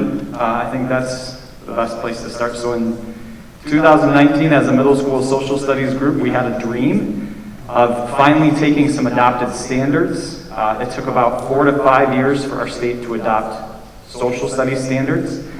I think they started the process in about 2013. I think a couple things got delayed back and forth, so finally right around 2019 we actually had our standards officially approved, which kind of kept a lot of our social studies in limbo, a lot of our social studies classes in limbo. So when we got to 2019 as a group, we started realizing that with these changes in specific for 6th and 7th grade, that the current resources that we had, even though yes, outdated, no longer aligned to the particular classes that the state was now requiring for us to teach. So in 2019, we were naive. We forged ahead. We went around and contacted every textbook rep that we possibly could, Cengage, Scholastic, Houghton Mifflin, all the major ones that are out there. We sat down in a room at Baldwin Street Middle School together, looking through all these materials. I believe it was March 7 of 2020. Little did we know that what was coming in a week. So we had this idea and this concept to try to narrow down to 2 separate resources to look at. We also considered the My Open project, which is a teacher-led basis of resources that are collected throughout Michigan to try to teach some of these standards. A lot of them tend to be online, but able to be adapted. We went through Nat Geo was one option that we had, and forgive me for the name of the other. The TCI curriculum, again, that was a major textbook company that we did. Through our 6th and 7th grade, I want to say we did our best in that 2020 school years. We wrapped up that last trimester, but a lot of the work that we did to uncover what was best for our kids, to be honest, was put on hold in that 2020 time period. As we approached the 2021 school year, we decided to go on a pilot journey for these 2 resources as well as the Michigan Open textbook. And again, for board members, you can see as Amy has done a fantastic job outlining the ways that we go about adopting a textbook and then the differences that we have between. There's categories that, again, our team of 6 in one group, 5, 6 teachers in another group to try to vet these resources together. So there's a whole curriculum list that's on there that you can see and look through. As we went through that in 2021, we kind of got to this point of this year saying, I think we're solidified on a resource, and we decided to go, or at least to, again, propose an adoption of the Nat Geo books. I have those to pass and look at if you want to, as well as, I think this is the teacher resource, correct? So the teacher resource available as well. So one of them is World Cultures and Geography, which will address our 6th grade. And then our 7th grade will be World History, Great Civilizations, which brings them up to about, at least for this class, around the fall of the Roman Empire. So we'll leave these books here. If any board member wants to take a copy, let me know, and we'll get whoever else wants it after that, so they can review the materials. And we do have extra copies too, if you do need an extra copy, or they are great page turners. So how long do you figure this textbook will last? I mean, obviously there's constant updates. I'm assuming you have some online access? Yeah. So that's a great question, and again, in working with Amy, so this is Caitlin Gazan. Caitlin Gazan is a 6th grade teacher at Riley Street Middle School. She's also our middle school social studies chair. My daughter has the privilege of having this amazing teacher in front of her, and so I think that was one question we wrestled with is longevity-wise. We know, and we all remember buying college textbooks. Prices have only continued to go up in any of those categories, and we know getting kids resources as best they can. So what we've done in our proposal is we've tried to minimize the cost of actual textbooks to try to limit it to like classroom sets of around 15. But then also, if you've seen that proposal, it's meant to do an online access. The online access is for 6 years. They're individual student licenses. And so for a 6-year access, meaning if anything changes in the next 6 years, that will also be reflected in the textbooks that our students are able to access online via their Chromebooks that we have now, which is an amazing asset to our student classrooms. So hopefully that answered your point. The goal would be that these textbooks would last as long as what they normally have for other classes, which is usually around that 10-year point, I believe, is where we kind of start looking at updating things. But I think what we have found, at least speaking for Caitlin, a lot of this stuff is just a great place to anchor our work and in an attempt to expand it and move kids into some really cool experiences. I think right now they're going through Chernobyl in your classroom as a social or as a human environment interaction process of geography, which is incredible what she's doing. So. Matt, what is the Michigan Open Book again? So, and really my question is, yeah. how are the grades lower, scores lower than significantly than the other? Yeah, so there have been, I want to, maybe you can help a little bit, I'll pass it to Caitlin. So there have been some initiatives throughout, I want to say Ottawa County, Oakland County, Jackson County, any others that you can think of? Do you want to speak to that? Because I know you've had more experience with that. So the My Open Book project is very enticing because it's free and we would love to use it. The thing that they're missing in it is any type of online resource for our students. And when we look at the beginning of the 2020-2021 school year, the biggest thing that the teachers kept emphasizing is we don't have anything interactive online. And we've got kids in and out of the classroom in quarantine, and we've got our Chromebooks that we don't want just collecting dust in our classroom. But we don't want just the kids to open their laptop to read a digital version of their text. We wanted interactives for them as well, to be able to dig into some of the maps in our geography class or to jump into a 3D replica of what a city in ancient Rome looked like. And My Open Book didn't have that. They just had, here's the text, here's some pictures with captions. They didn't have any formative assessments for teachers, so we'd still be building our own tests. They didn't have any leveling for Lexile, so if we had students who were reading below or above grade level, we couldn't change that for them. There's also an option with Nat Geo that if we have students who are ESL, we can change the language in there for them as well. My Open Book just didn't have any extra tools. It was just, here's a textbook that we basically took a PDF and put it online for you. Okay, thank you. And then, just for a reminder, who sets the rubric scores? Is that a team of individuals or multiple teachers, or how do those scores get set? Yeah, that's definitely a team effort. If you notice on the top, it just lists the, every grade is broken down into PLCs, and so the 6th grade PLC, which Caitlin is the head of, not only as our department chair, but just as one that can help pull together all the people that teach. So that's our mix of the 2 that we have at Riley and 3 that we have at Baldwin. Those scores were curated together in a fashion where, hey, let's look at this rubric together. How do you feel about this resource, and this resource? And then the same for 7th grade, which you'll see the 2 names on there are Jade Petty, and then also Caitlin as well, because I think you teach a couple sections of that too. So again, 2 to 3 teachers from Riley, and then 2 to 3 from Baldwin as well.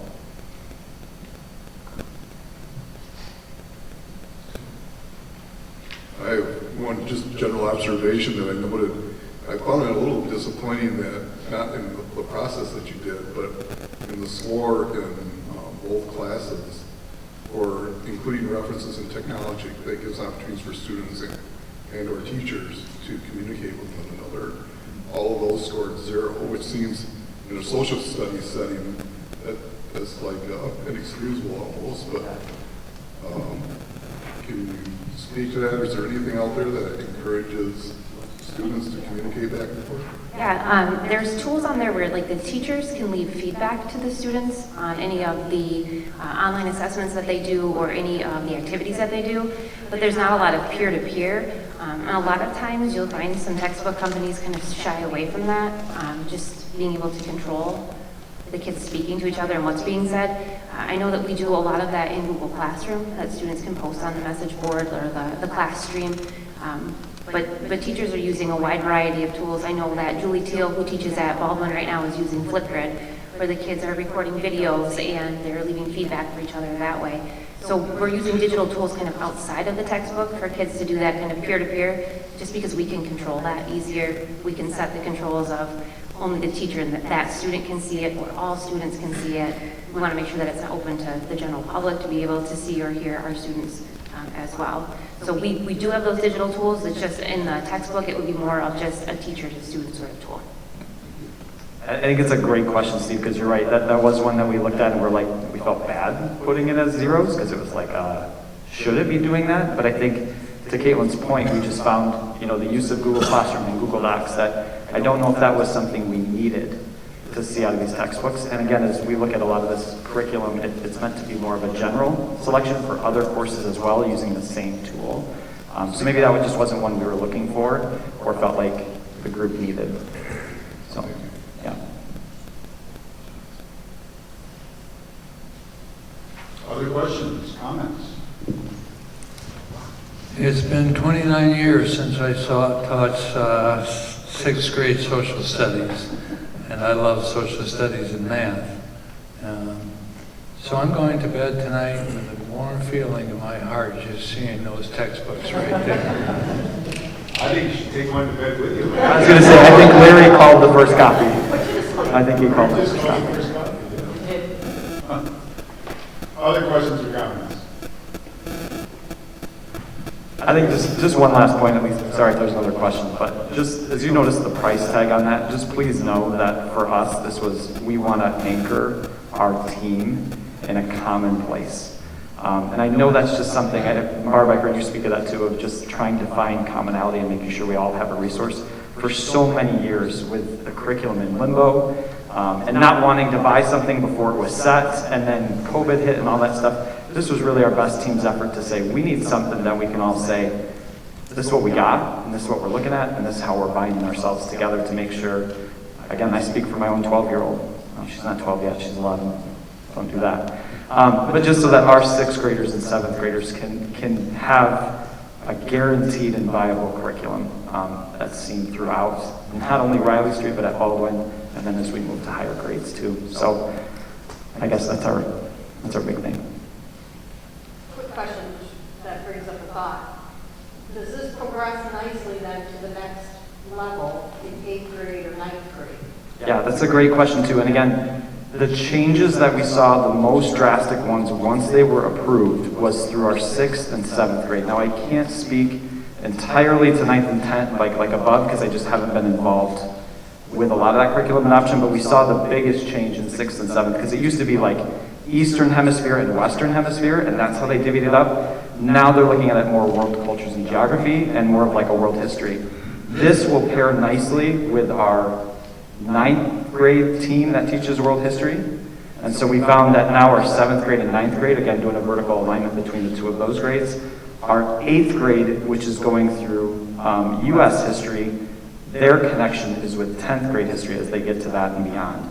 So we didn't see many changes in the curriculum as we worked together as a PLC going through any of that. What we did see was our 6th and 7th grade. It just, we lost the resources that we had because the standards had shifted so much in the ways that they were wrapped together. Just were different.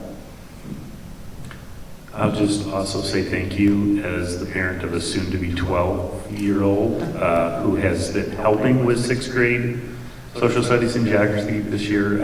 I may actually want to take the 6th grade book home tonight and get some home feedback as well. With the teacher copy?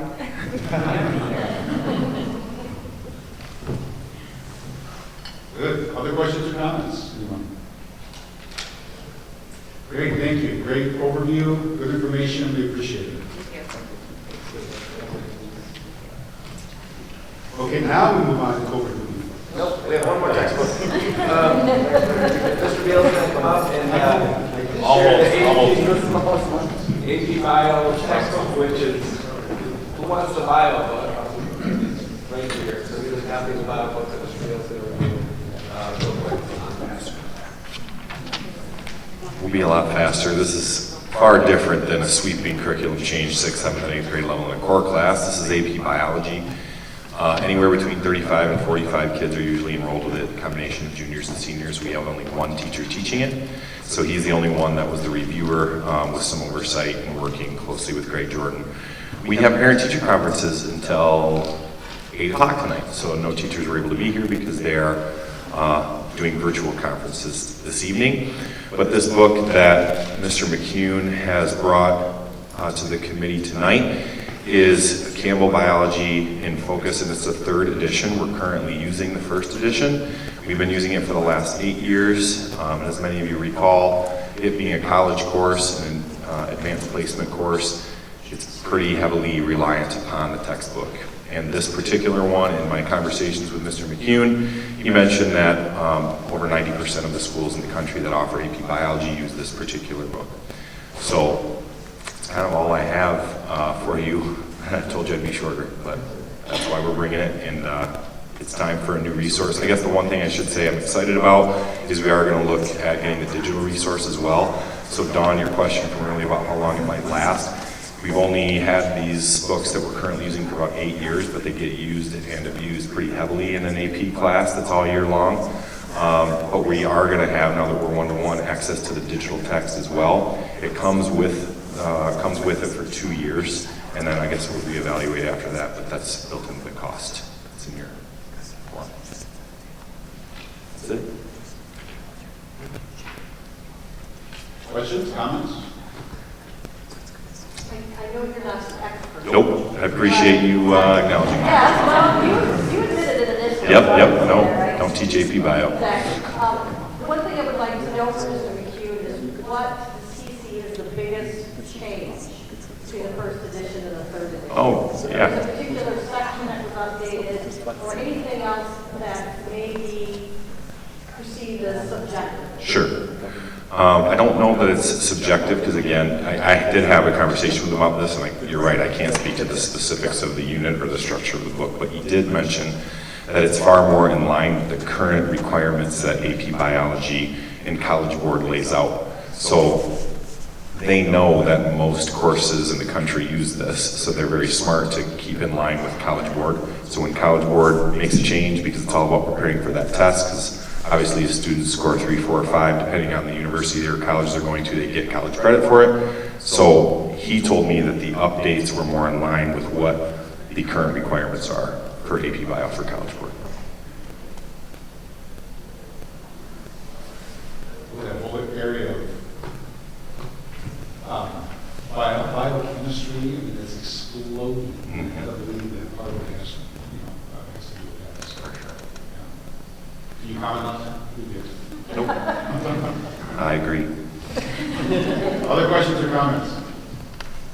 Try to get the answer done for the first reading in February. Anything else in the line? Okay. Pat, can we now talk about COVID relief funds? Yeah, but it's Mr. Secor that we're going to pull up. Mr. Secor. Let's go through and talk about COVID. So, as you all know, there's a lot of financial resources that are out there for us to acquire, but there's a lot of conversations that have taken place, not only with our community, but individual conversations that Mr. Secor's had. We're getting you some information now that we've been working on fast and furious to try to get to you. Yes, we would have wanted to get it to you last week, but I think it got printed probably about an hour before we came here tonight. So we're working on it fast and furious, but we wanted to share a quick timeline with you to share what this what this might look like. So Andy's going to walk through and talk about the work that he's done and what this all looks like. But I just want to highlight the timing of this. There are some challenges to the timing because everything has to be submitted for preliminary to the state by the middle of February. And we have one board meeting between now and then.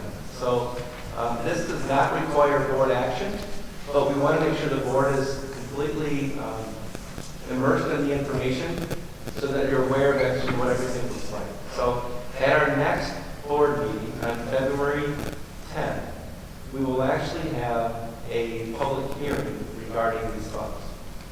Very similar to what you'd see with food service. You'd see something similar with a budget review because we want to make sure that we can relay this information and also get data back and get feedback from our constituents regarding specifically these dollars, if that makes sense. So we're going to lay out, Mr. Seaver is going to go through a lot of the conversations today of what it looks like. This is kind of a draft, ask questions, pick holes at it, and then we'll have a public hearing in February, and then we will submit our initial application, and then we'll review the final with the board at the end of the month at the last work session, just to review the board to see kind of where we land. I will tell you that a lot of these ideas will lead into potential additional positions within the district. So Mr. Secor is going to talk about a lot of this stuff. We're going to ask Mrs. Armstrong to talk about some of this stuff.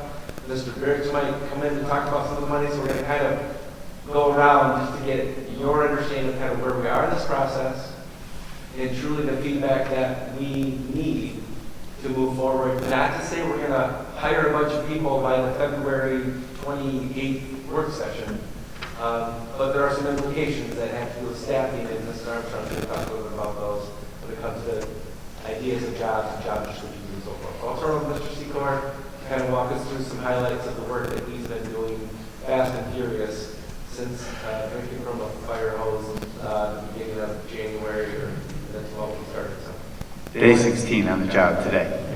Friends, thanks for having me back. I appreciate the opportunity. So I just want to walk you through these 3 pages. I think that's what kind of makes the most sense. The first 2 are almost identical to what you received, I think it was December 13th at the work session. The first page is a summary. Some of the community members I know that recognize names and faces that came to some of our meetings, they really appreciated this first page just because they felt like it gave them a really good idea and understanding, a summary of where the money's coming from potentially and what it could or couldn't be spent on. The second page is the second half of it has been the components that have been updated since we last met. So it's been the barnstorming tour during the month of January to try to solicit as much thinking, opinions, feedback, questions, and ideas as possible. Starting right there in the middle of the page in January. So I've had the opportunity now to go and meet with every single one of our building principals and sit down and have a conversation with them. So they had an understanding of the funds, an understanding of what it could be spent on, what it couldn't be spent on, and then to get some of their feedback and thinking specific to the needs of their students and of their staff. That was super, super helpful. Just as I get started in this new position, to be able to have the opportunity to sit down and figure out what's the same at Riley, what's different at South, what's different at Jamestown. It was super beneficial to be able to do that. Many of them had met with their staff previously. Some of them were going to meet with their staff after. Some of them were going to meet with just their building leaders. In addition to that, on the meaningful consultation component, you can see included in there is conversations with teacher leaders, conversations with grade level teams, department chairs. So it really felt like staff-wise, we had the opportunity to talk and receive feedback from all of those groups. Now you've heard me talk about Kevin Walters on a few occasions as the person from MDE that's going to be reviewing these plans. And he would say that's a good start. You send a survey, you talk to your staff. Felt like the next step would be to engage with our community. So last week I had 2 group meetings, a couple one-on-one discussions. They'll have another one coming up this week. Received emails, phone calls from community members, and I scheduled those conversations for an hour. They went much longer than that, which was great because it was discussion. It was question and answer. It was feedback. It was thinking, and people shared some things that I really hadn't considered and some perspectives and opinions from a parent point of view that I felt like were really beneficial to eventually when it comes to time to put together a plan. That information was really helpful. And then at the bottom of the meaningful consultation page, you see some of the pieces that Dr. Vanderjack just spoke to, which are some potential timelines in which we could choose to move and we could choose to operate in terms of those next steps. So that's kind of page 1 and page 2. Most of that are those review pieces from last time with a couple specifics filled in for the work that's been done during the month of January. I'm going to call to your attention kind of the last page, which is going to be my best way to summarize. I think there's 53 pages of notes from all of those meetings that I had onto one page. So this is my best organization and summary. And I think I would start by sharing that the meaningful consultation is not done. So I'm still meeting with community members. Principals are still sending me thinking and ideas and information. And what Kevin would say is our next step will be to re-engage those stakeholders once a draft plan is put together. So you can't simply say, we talked to our community, we talked to our staff, now we're going to put together the plan and we're going to go from there. Like you would say, if you were doing that, you'd be missing a step, and the funds wouldn't be released to your district. So our next steps, as I talk about meaningful consultation, I want to be mindful to not speak of it in the past tense, and something that continues to happen, and that re-engagement will have to happen also. So on that last page, highlights some commonalities and some differences. So in my conversations with staff members, teachers, principals, they quickly went to, here's some of the thoughts we might have on how to use the funds. And those thoughts and ideas were similar to our community members. However, the initial part of my conversation with the community members was different because there was some hesitancy on whether or not we should use the funds at all. There was conversations about what type of regulations might we be put under, what type of control or leverage would be used against Hudsonville Public Schools. Do we need the funds? Is it fiscally responsible to take the funds? Is this the time that we should stand on our own 2 feet? So there's a lot of conversation and really some awesome dialogue about what funds do we receive already, like how do we turn on the lights, how do we pay our staff above and beyond the local revenue, what current COVID funds are we receiving, and how might that impact any decisions that a school board or a school district would choose to use. And by the end of those conversations, some people said, yeah, I'm still not sure. And some other people said, okay, I can tell that through ESSER 1 and ESSER 2, we've already been taking these funds, and in some instances, we're in person in school with no masks on. So there was still a lot of district decision and or opportunities that we had to make choices. And so those dialogue and those conversations were super, super beneficial, and they didn't happen with staff. So that was a part of the meaningful consultation that through a survey, I probably wouldn't have gotten that information until I sat down. And the very first question on that slide, and those of you that were in those meetings can recall, is should we take the money at all? So that's where we started those conversations. So that part is kind of captured in that summary of meaningful consultation as well. Once we started to discuss if this money was accepted, what it would be used for, that's when I just started to smile a lot, because a high majority of what the community said was exactly what our staff said. They said we need people to support the academic and behavioral needs of students. We need people not only to be able to do that, to support kids, but we need to do that so our staff can be better at their positions. So I think that was probably the overarching theme. At the elementary level, the ask was a little bit more academic. Math coaching, reading intervention, reading teachers, instructional coaching, data coaching. It was a lot more academic based, and those people would tell you that's a direct result of them having PBIS specialists. 2 years ago as a building principal, if you would have asked me academic or behavior at the elementary level, I would have said behavior right away. Every single elementary principal I met with spoke to academics first, and some of them never even mentioned behavior as what they would feel like would be their top priority for a support person in their school. That changed at the secondary level. At the middle school level, it was primarily behavior support, which could look like attendance, students just needing a behavior plan that's written with the help of a teacher and an additional person. How do we coordinate and organize support for our students that are struggling behaviorally at the middle school that maybe don't receive social work currently? And then at the high school, the pendulum swung back to academic. I had that meeting with that team. This was my last one this morning. And they spoke primarily to some specific academic positions, some which would be reinstated and some which would be new. So while the type of need and the specifics changed by school, primarily the community and staff said, we would appreciate these people if we were to move forward with people, which is what they said, supporting either the academic or the behavior needs of our staff and of our students. So you can see underneath there is, the number one response to our survey, which was sent back in November, said staff to help accelerate learning and reduce learning gaps.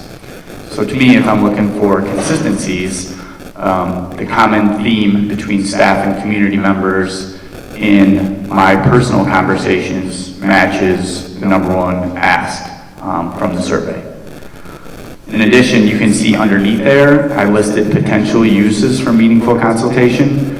So our community members also brought up things like class size, airflow filtration systems, resources for special education, improving the virtual learning experience. So they brought up some additional pieces that maybe had been discussed by our staff, but maybe were highlighted a little bit more in those community conversations. And then at the very bottom, I think, Barb and Chad, you gave me some good homework last time. Barb spoke to kind of like what would a hiring bonanza be like in the spring. Chad spoke to like might we scale this, and or how do we spend this huge pot of money on this small subgroup. And I think one of the things that I'd appreciate feedback on and or our group being mindful of is the potential SOAR for connections. I do think that there are examples, and Kevin has shared this, where school districts have received some funding and they've went and just, went on a shopping spree and started to do a lot of different things. Whereas I think our community meetings and our staff meetings have centered on how do we have a short-term and a long-term plan for some of these pieces, especially when it comes to staffing, and how do we make connections to our strategic plan so it doesn't seem like we're going in all of these scattered directions, yet we're trying to stay anchored in the document that's already supposed to be driving our district. So some of those things came up, and some community members brought up some great points along those lines too. So I think that's kind of a rough summary of those 3 pages and kind of an update on some of the work that's been done so far. So open to feedback, thoughts, questions on kind of any of those pieces. Once this document is, once we questions tonight, we plan on posting this again on our website so other people can see the timeline, what it look like, make people aware of it, and maybe we can get into some of the staffing right now, a quick second, before we answer just a few questions. Sure. Sorry. Okay, so because of the February 15 deadline of having to have the plan presented to the state, one of the things that I think is really important is that if we were to add positions with job descriptions that don't already exist, I would need to bring the job descriptions to the board the February 10th to approve. Now, this is, we are doing it again, you guys. We're building the plane as we fly for some of this just because of the time deadline. So I'm bringing you 3 different job descriptions right now that I will plan to bring on to the board meeting then on the 10th, but it's just the approval of the description. It doesn't mean that we're necessarily are going to go forward with it. We just need to have the job description. So let me hand them out, and then, or maybe you guys can, and then I can tell you about them. So one of the things to kind of work with the needs and kind of what the feedback that we're getting about the academic piece for the middle schools, or sorry, the elementaries and the high school is, sorry, I should have like pre-done this, I apologize. Yep. Is a MTSS building interventionist. And this position, the MTSS building interventionist, would be someone that would work with these designated subgroups, or I'm going to use the term at risk, and at risk at both, at the high school, we always would say they're at risk to not graduate on time. And that can fall under all kinds of reasons. Or at the elementary, it could be because they're not at risk to reach grade level expectations. So the MTSS building interventionist would be kind of a parallel to the PBIS specialist, but for academic intervention. Did you get it? No. Uh-oh. We've got the special ed coordinator. I should have just done it myself, I apologize. Okay.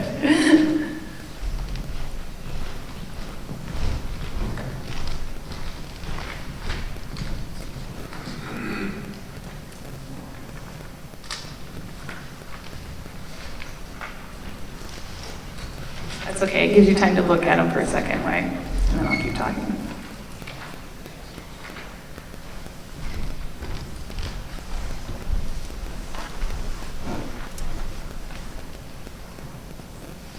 And please know that these, you all can email me, separately if you have feedback on these before the board meeting. I know that I've shared job descriptions before with some of my former HR committee members, and they have always found my typo or asked good clarifying questions, so I appreciate that. Before we would actually bring it to the board for a vote. So the MTSS building interventionist would be something to address what Andy had just talked about, where the buildings really felt that would be staffed to help accelerate learning and reduce those learning gaps. And then because of the grand scale of the work, we also were thinking that who would these people report to create systems that are unified across the district. And so we put, so I built a MTSS coordinator, right? Sorry, now I've lost all my sheets as well. District coordinator. And then finally, the last, and that position would just be who the building would, kind of like what Mandy does with all the great work with the PBIS specialists, but not to add any more to anyone else's plate. We would then have this MTSS coordinator, district coordinator, and then finally a special education coordinator is the third job description, and this would be specifically to help with the areas of within special ed with growth of our diagnostic staff. And really, when we look at, and I'm going to throw out some terms here, but when we look at 41D and this money that we're getting from the state, it specifically targets this one group, and it's special ed education students. And so, we would feel that if we're not going to expand our program from what we already have, you want to talk about some of the largest learning gaps, it could be within this subgroup of students, which are our special education students, and everything that they've endured throughout COVID. Now, just like the positions that we did with our PBIS specialists, these probably would be positions that we would post, especially when we think about the building interventionist, that would probably have a time limit. And so, I hear, Andy talked about, I think Barb made the comment at a previous board meeting about the hiring bonanza, and I can tell you, my fellow HR brethren are all, doing this too at other schools, and I do think timeline-wise, we do want to move, and I have a plan to move quickly. I do think, we are so fortunate that we have a great staff that when you look at some of these positions and the type of experience we would want people to have, I could see even existing staff being very interested in these positions, but we might get back to the table before February 15th and hear feedback from the community, hear feedback from all you, and say, well, actually, we need to kind of go this direction. But at least I brought them to you. We looked at them, we could vote on them, and if we don't use them, then we don't use them, but we would at least have the job description there and available.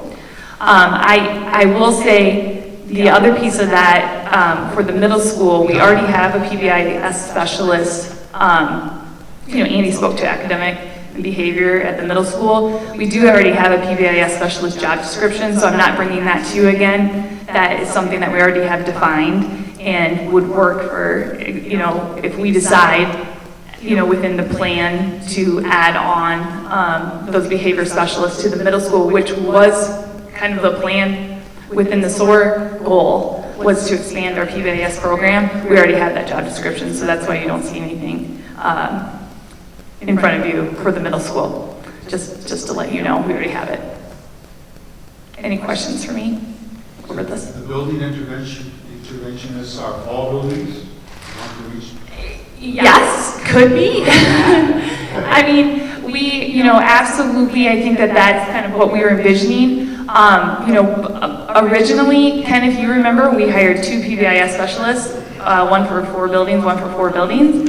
And I think that the following year, when we sat down with the principals, we said, what do you need? And to bring it back to what Andy said, they said, hands down, we want one in every building, they're amazing.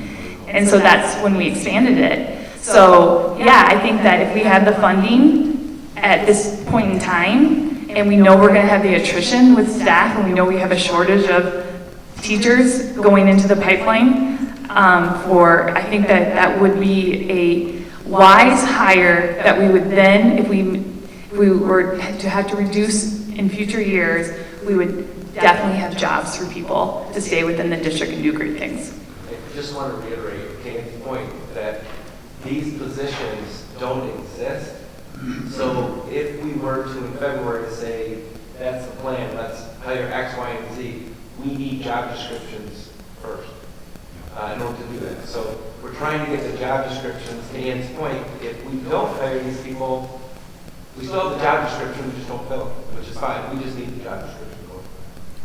So I think it's really good to be prepared with the job descriptions, but I'm going to jump up a little, maybe 50,000-foot view for a second, because my biggest concern about new positions is obviously the time limitation of the funding. And I'm curious, as we've studied the funding, as we've studied the existing spend, one of the other things we've talked about is how much of our existing spend may be able to be applied against these dollars, which would allow us to then preserve general fund dollars to continue whatever we decide to be new in future years, so that it doesn't all run out December of 2024, but maybe we build another year or 2 or 3 onto the back end of it.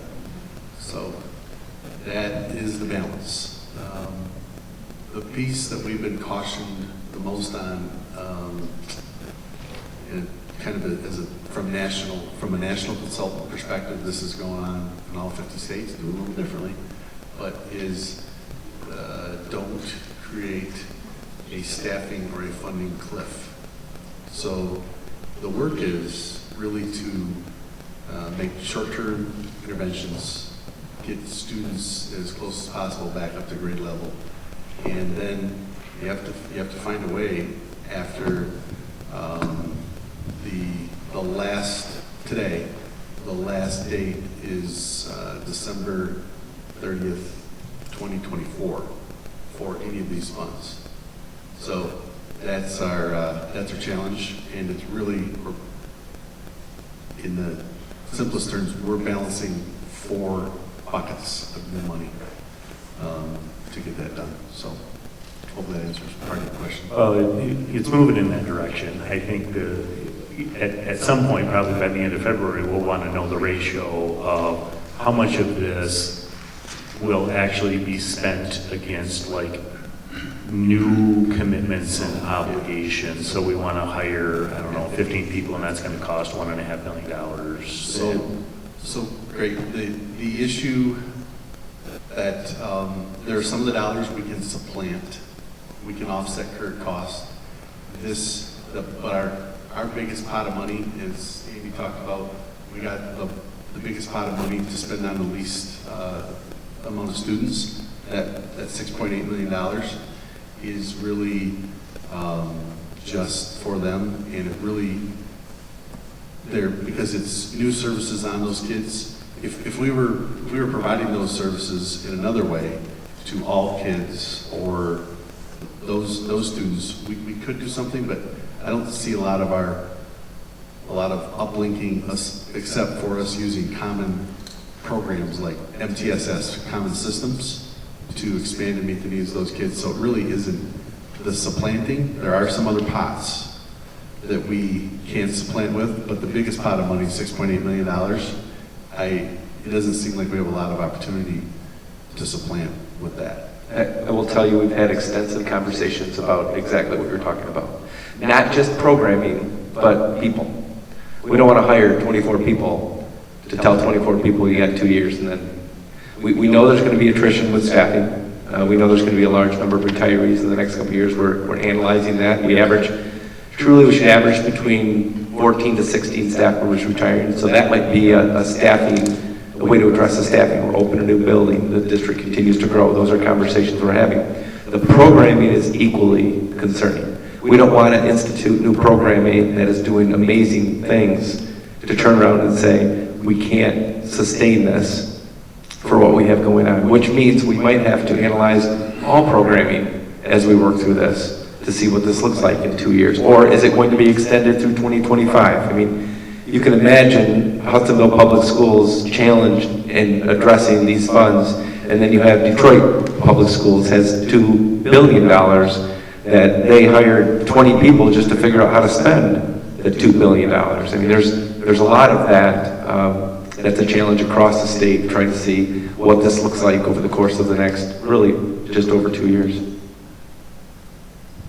Yeah, so Andy, certainly am thrilled to see you in this role and the great approach that you've taken. I think this is the right way to do it, tie it to the SOAR. I think to the degree that we can also, I think by end of February, understand those one-time expenses that to the degree help those kids who the funds are targeted towards, but maybe have residual benefits for other kids as well. If that's instructional technology getting added into classrooms, if that is, I do like the suggestion around if it's air filtration or HVAC, things that we know have been opportunities in buildings for some time. To the degree that we can address some of those, I think that's great. And then just my last question is, we've talked about the additional supports, but I wonder in terms of the evaluation of things like class sizes. I know it's on the list. Could you talk a little bit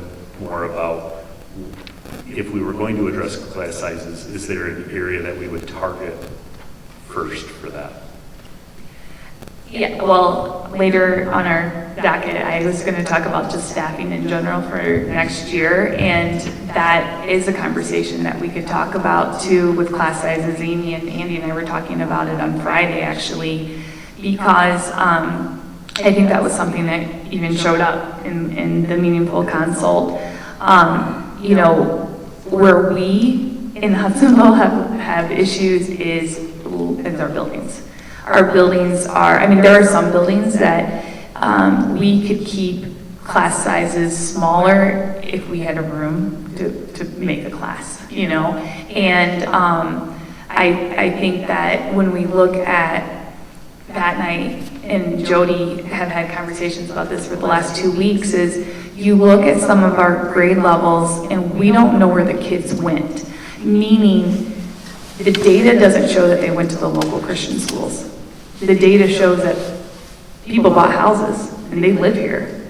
The data doesn't show that they went over to Jenison or Zealand or, but where are they? And so when we look at our staffing for next year, and, not trying to get the cart in front of the horse for other things, but we do want to be aware of, we could have kids show up in fall that we're not counting on, or we just have smaller class sizes. And that's not a bad thing either. And if that's a goal that we have within this plan, then that's great. So I do worry about that a little bit, Chad, to say, yeah, our goal is to keep class sizes small. So, maybe a section that we would normally cut, we're not going to cut so that we can keep a smaller class size in, say, a third grade. But then all of a sudden those kids come back. And we can't just add another class to keep that class size small because there's no room in that building now. So those are just things that we have to talk about and think about. But everything that you're bringing up, we have been talking about. So I'm glad that we're all kind of on the same page here. And I think the dilemma becomes, so like you've seen the job descriptions and some of these pieces tonight, like none of those are part of the plan right now because there is no plan. Like we haven't even started, but we're having to do some pieces that are further on down the line just to try to be prepared. But to your point, Chad, like if you look at those 10 potential use of funds for meaningful consultation, some of our work is engaging with Kevin and saying which of those things can come from which of these pots. Because as we've already learned, what we think, where we think we would write something into that narrative that's coming out in mid-February, he doesn't always necessarily agree. So there's going to have to be continued dialogue between us to say which of these pieces could go where and or which of these pieces don't go anywhere, because I might feel class size speaks specific to one of these pots of money, but that might not be the way he sees it, and he's the one that's got to sign off on the plan.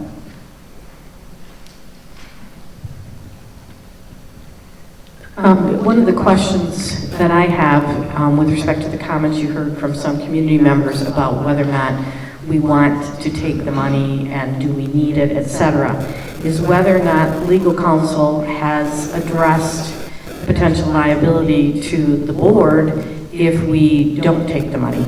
In other words, if we say, well, we're not going to take the money because we don't want to be tied to some potential government control, what happens 2 years down the road if we need to start cutting back on something because of a lack of funding? Has there been any talk within the legal community about what that might look like or what the consequences would be to that? Not that I've heard.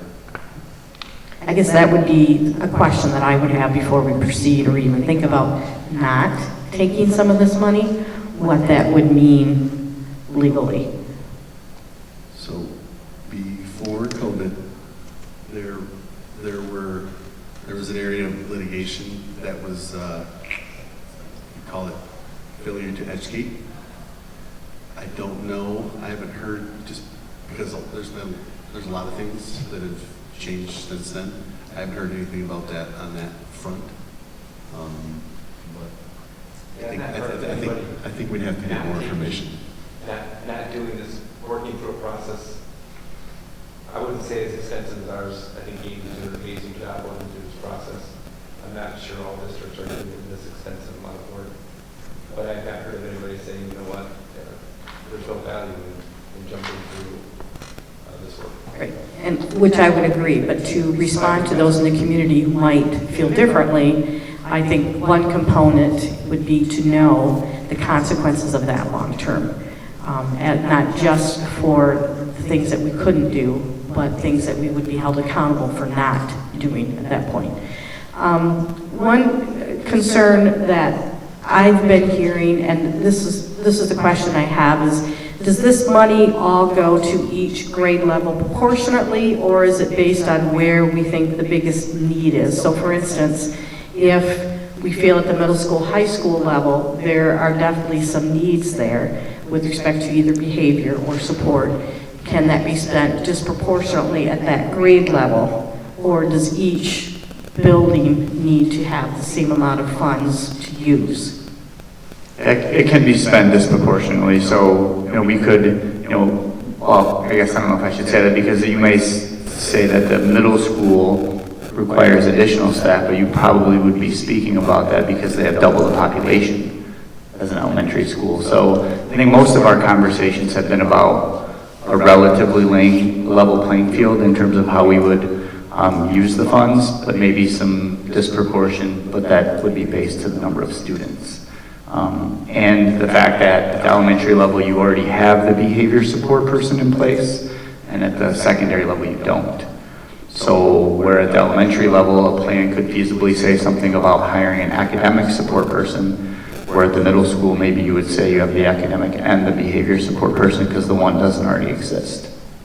That answers my question. And as a side note with respect to the potential behavior issues that we've been seeing, sometimes I think that once students get to the high school level, parents either maybe are intimidated or feel somewhat disengaged, and sometimes perhaps having a parent liaison to help the the student and the parent work together on these issues, and exactly how that's communicated, and whether or not that would be incorporated or could be incorporated within this use, is to figure out a way to bring the family unit together with the school to work out problems. Yeah, I mean, Bill Ross's phrase was, I need somebody to get messy with families. I need someone to call families, engage with families, get parents to the table, things that are hard for current and existing staff to be able to do.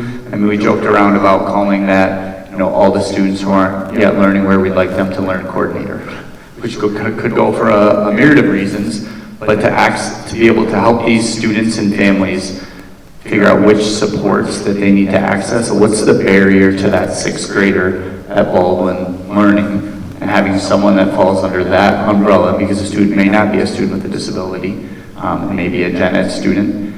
And so how do we, through the MTSS process, identify that student, coordinate and organize the supports, and then that person could figure out if it is a family piece, if it is an attendance piece, like what might it be? But I think that's exactly what some of the secondary folks have spoken to with some of those jobs.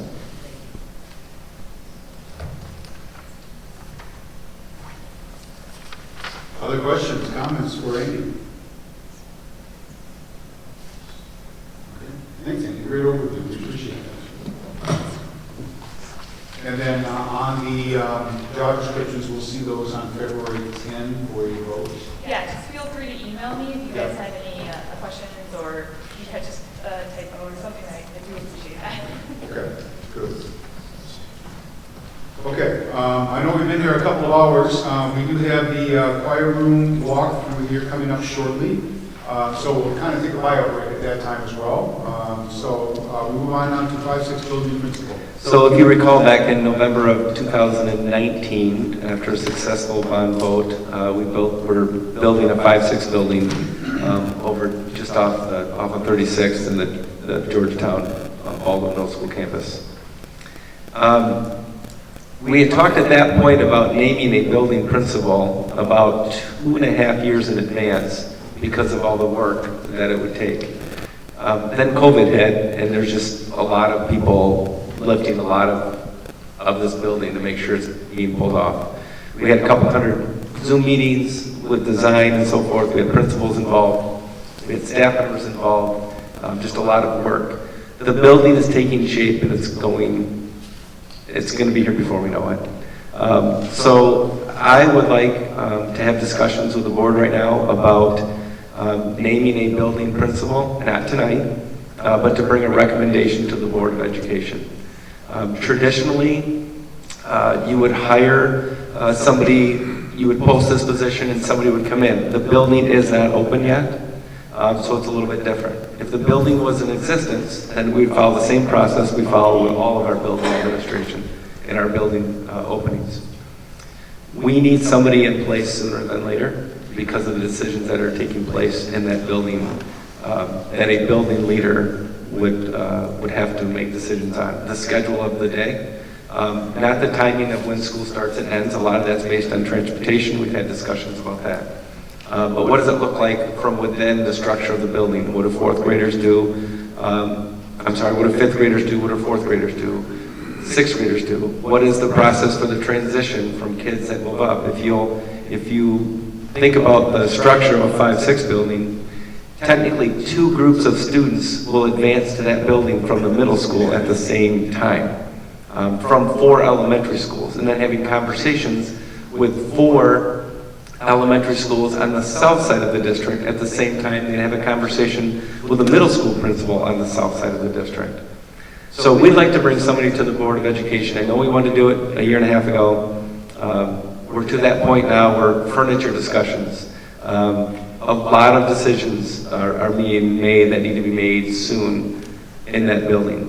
On top of that, we envision this person being allocated to Baldwin Middle School, primarily next year. Number one, to work with staff, that a lot of staff will leave Baldwin and go to the 5-6 building because of the content area. Also be working with the elementary schools on the north end of the district because some of those staff members will also be going to the 5-6 building. Based on the volume of students at Baldwin Middle School, they can also help from an administrative role in that building before a third of those students transition out to the 5-6 building. So I want to have discussions. If okay, we would then proceed with letting our administrative staff know that we're looking at an internal hire for the 5-6 building. It would be very challenging to hire somebody from outside to fill a role in a building that isn't open. If I were a building leader from outside and I wanted to become a building principal, I would seek to apply to a building that I could actually go work in versus a building that truly isn't open yet and won't be open until the fall of 2023. So I wanted to open that up for discussion tonight so that we can start to move forward and then bring a recommendation to the Board of Education maybe in February. That might be a little quick, but definitely in March to go from there. If we have multiple people interested internally, then we probably will set up more of a interview process and discussion process to see who would be the best fit at the time for this building going from there. Exciting time, but also a high anxiety time, knowing we've got to get this building open and get it moving. Would we then fill whoever goes to that position, would we then fill their position before they?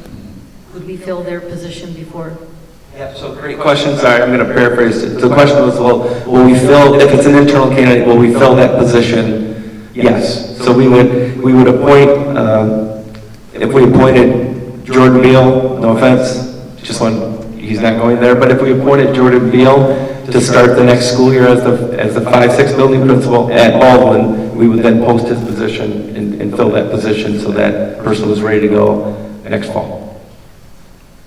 Are you transitioning that person then mid-school year, so they would transition before the end of? We would incorporate that person into the decisions that are being made to transition this summer into their role. So we would not want to disrupt the building current school year. I know it's still January, but they would be appointed by name, so everybody knew. That way they can still be involved in decisions, which could be additional, I would say, stress on their current work, but we'll try to minimize that with some of those decisions, knowing full well next year a lot of that is going to be a heavy lift.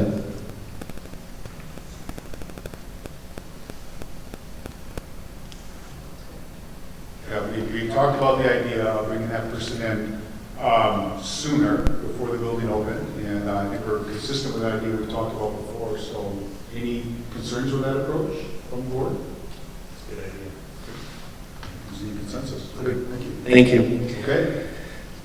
District Librarian. So we've had conversations, we've had very in-depth conversations about some of our media material. I would say whether it be books in the classroom, books from a district standpoint, books on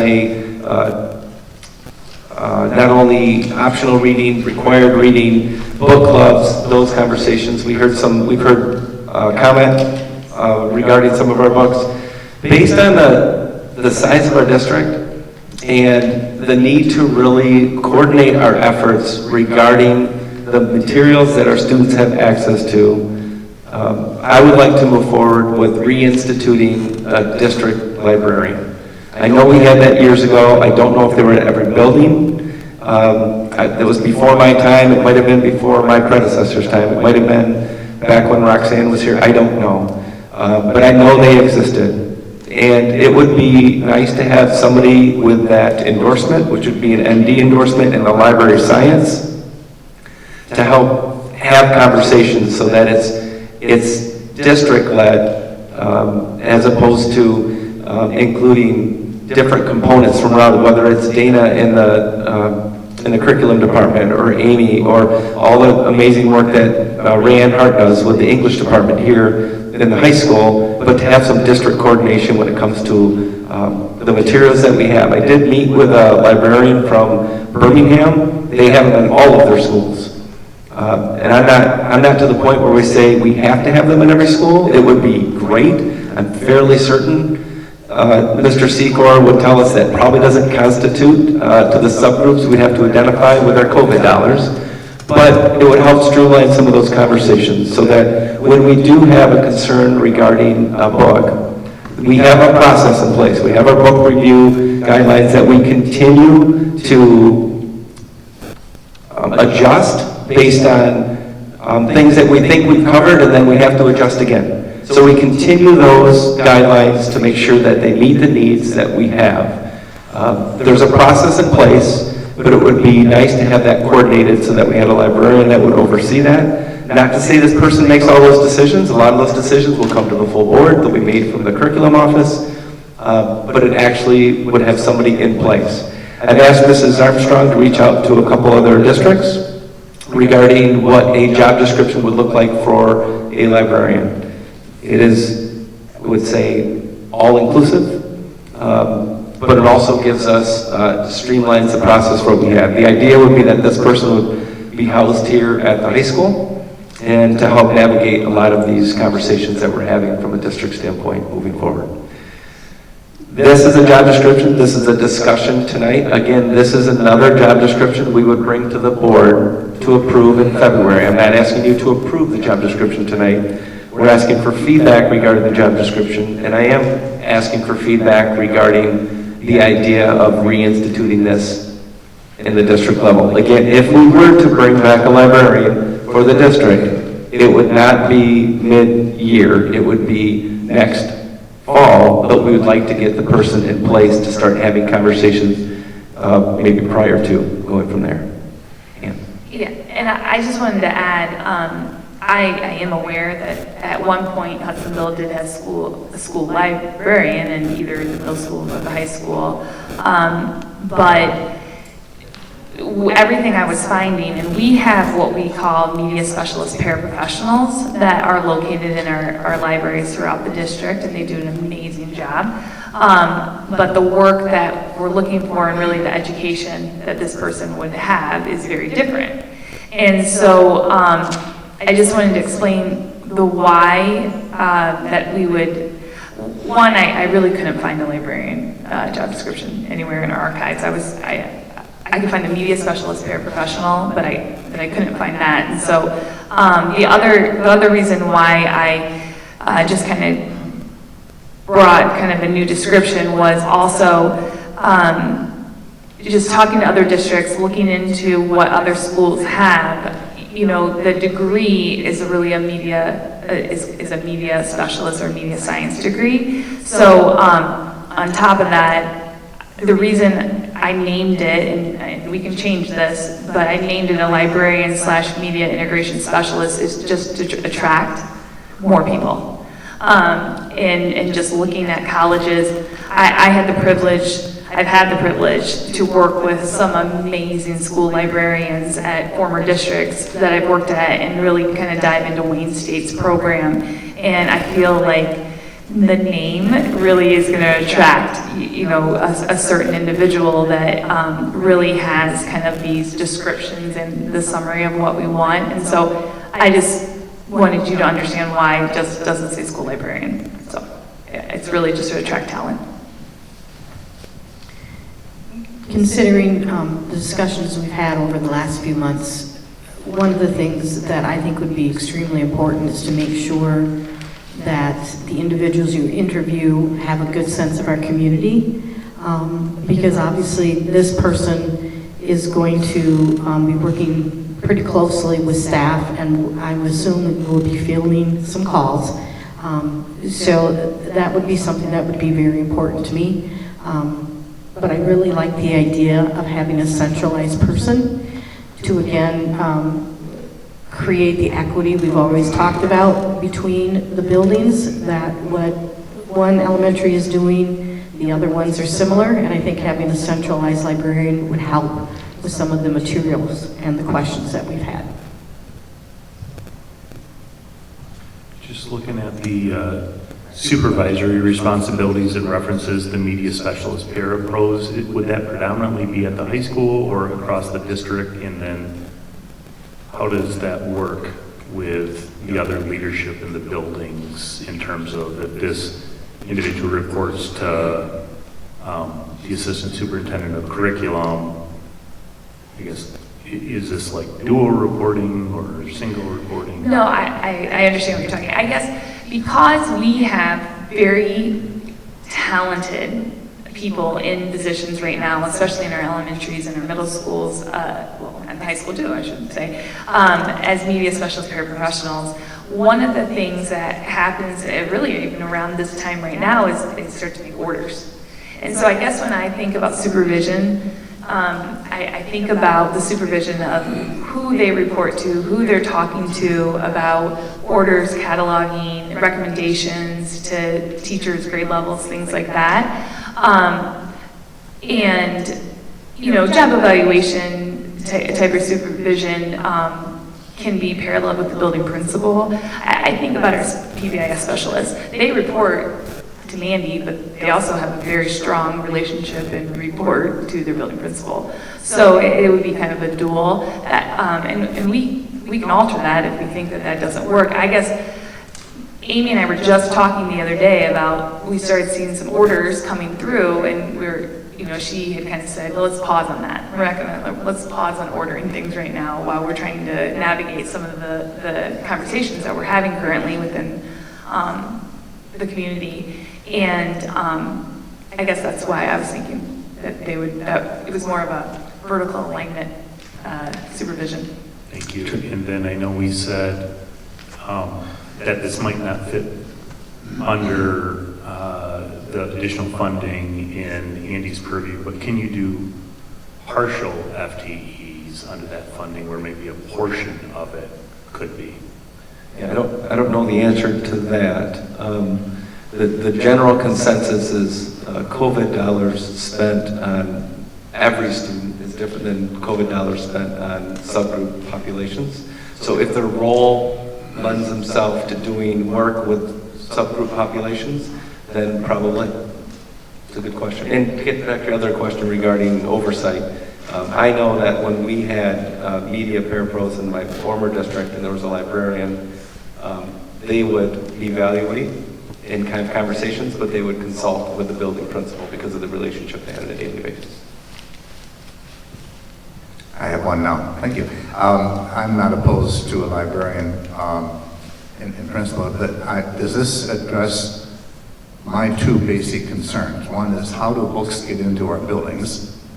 And number two, how do we deal with books that are objectionable that are in our buildings? Would this position help with that? I think so. I do. I think it's a good question. I think the book guidelines that we follow now address that also. But I think but having somebody at the central location to have that conversation, when there is a concern, for example, we have a process and there's a form that people can fill out if they have a concern regarding a book. But instead of, do I go to the building principal, do I go to the department chair, having those conversations to have somebody that can oversee that as a central location for a person to go to, whether it be a staff member saying, hey, I've got a parent that has a question about this book. They can help them walk through the process, what to do, and work with a parent, work with whether it's a department. You have a teacher that says, I've got 30 books that were donated to my classroom. Do they go to the building principal? Do they go to Mrs. Taylor? Do they go to the librarian and say, what is the process when parents want to donate books? Because we want to make sure that we monitor what is going in, and if it's in, we monitor what might be questionable that maybe shouldn't be either accessed or promoted or required reading or all those different components. And most of that's in our book guidelines, but this will help streamline a lot of that. Have those book guidelines, those processes been completed yet? Because I've seen a number of drafts, but I don't know if it's been completed or it's Sure, I would say it's always a document that's a work in progress because it's a work for our staff. But I would say that they are completed, but when there's another component that can, I'll give you an example of the book clubs. We had deeper conversations about the book clubs ever since our December meeting. And there are some changes that the high school is making with information that's going to be, so like third trimester, all the conversations regarding book clubs, because they're done with them now. I mean, they've already sent information out now. So in the third trimester, all the information is shared with, there's descriptions that the middle school had, now the high school is having that information, that conversation, and working through that. So I would say those book guidelines are done, but they could change based on, hey, this also came up, there's a book here, does that fit in the process or not? We might have to tweak it. And that's, we didn't tweak them for 10, 20 plus years, and now we're really into them, and we've made some vast changes in the last 6 months. Now we might have to make more moving forward. Yeah, and I don't mind work in progress. I just like to have the most current, most recent copy of what's being used as book guidelines right now. Yep. Maybe I missed that in my email, but if you could resend it to me, I'd appreciate it. We can definitely do that. Thank you. Yep. There are 2 bullets on here, to your point, Mark, on the second page. Maintain, update, and communicate district book guidelines for libraries and curricular needs, and then organize and oversee donations from outside organizations to the district or classroom libraries. So those, we want more detail to your point. Those speak to me that's that central point for ownership of those guidelines and for ownership of donations, right? That's what I see in those 2 bullets.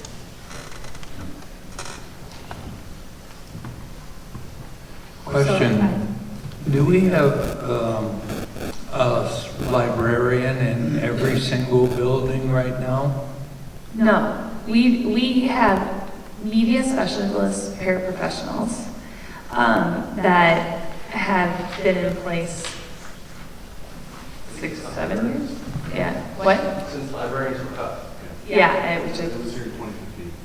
yeah, so as far as someone with that ND endorsement, library science endorsement, no, we do not have any currently in place anywhere in the district. Well, I know in the fall of '71, when I started teaching at Park, the librarian was a secretary. We would send our kids down for 1 hour a week, and there was a secretary. She moved over to the library to take care of that function. And in my recollection, I can't ever remember us ever having a district librarian. There were, because we have teachers that are currently teaching as in grades in the district that have that endorsement that were served as librarians, and then they were, I think, cut back in probably days when we just had to make tough decisions, and they're teaching in the grade levels now. Okay. Thank you. Yep. So I have a couple questions. So I had emailed regarding book guidelines because I wanted to add them to the work session agenda. So I too agree with Mark for the book guidelines. The last ones I have, I think, are from December. Based on the half of a yellow sun, I didn't see any change in the book guidelines. So I'm wondering, what are we doing? I know as a board member, I'm not comfortable with what we're currently doing. And I'll just speak for myself, but I think there needs to be some changes. I don't know if we need to have the discussion. I know I'm personally not comfortable with half of the yellow sun being in the book club. And I don't know how the other board members feel. It's not just the influence of my wife, but I'm not comfortable with half of the yellow sun either. I'm deeply troubled that that book would get into our system here. I don't know who brought it in, but I would be deeply concerned for any adult to give that book to a child of mine or a grandchild of mine. I would question their legitimate motives in doing that. I'm concerned because it's been brought forward and we're not having the discussion. I understand maybe the book guidelines are under more revision. I don't know, but I'm not comfortable. I'm not comfortable with having things that keep coming to us and we never address them. The board never speaks to them. It's as if we're behind closed doors and we're not allowed to say anything. And we need to have these issues addressed by the board, if the board still has any authority over curriculum, and I think they do. I mean, this is a work session. This is where we need to talk about it. And maybe it's just Mark and I that feel this way. I don't know. But I guess I would like to know how every board member feels.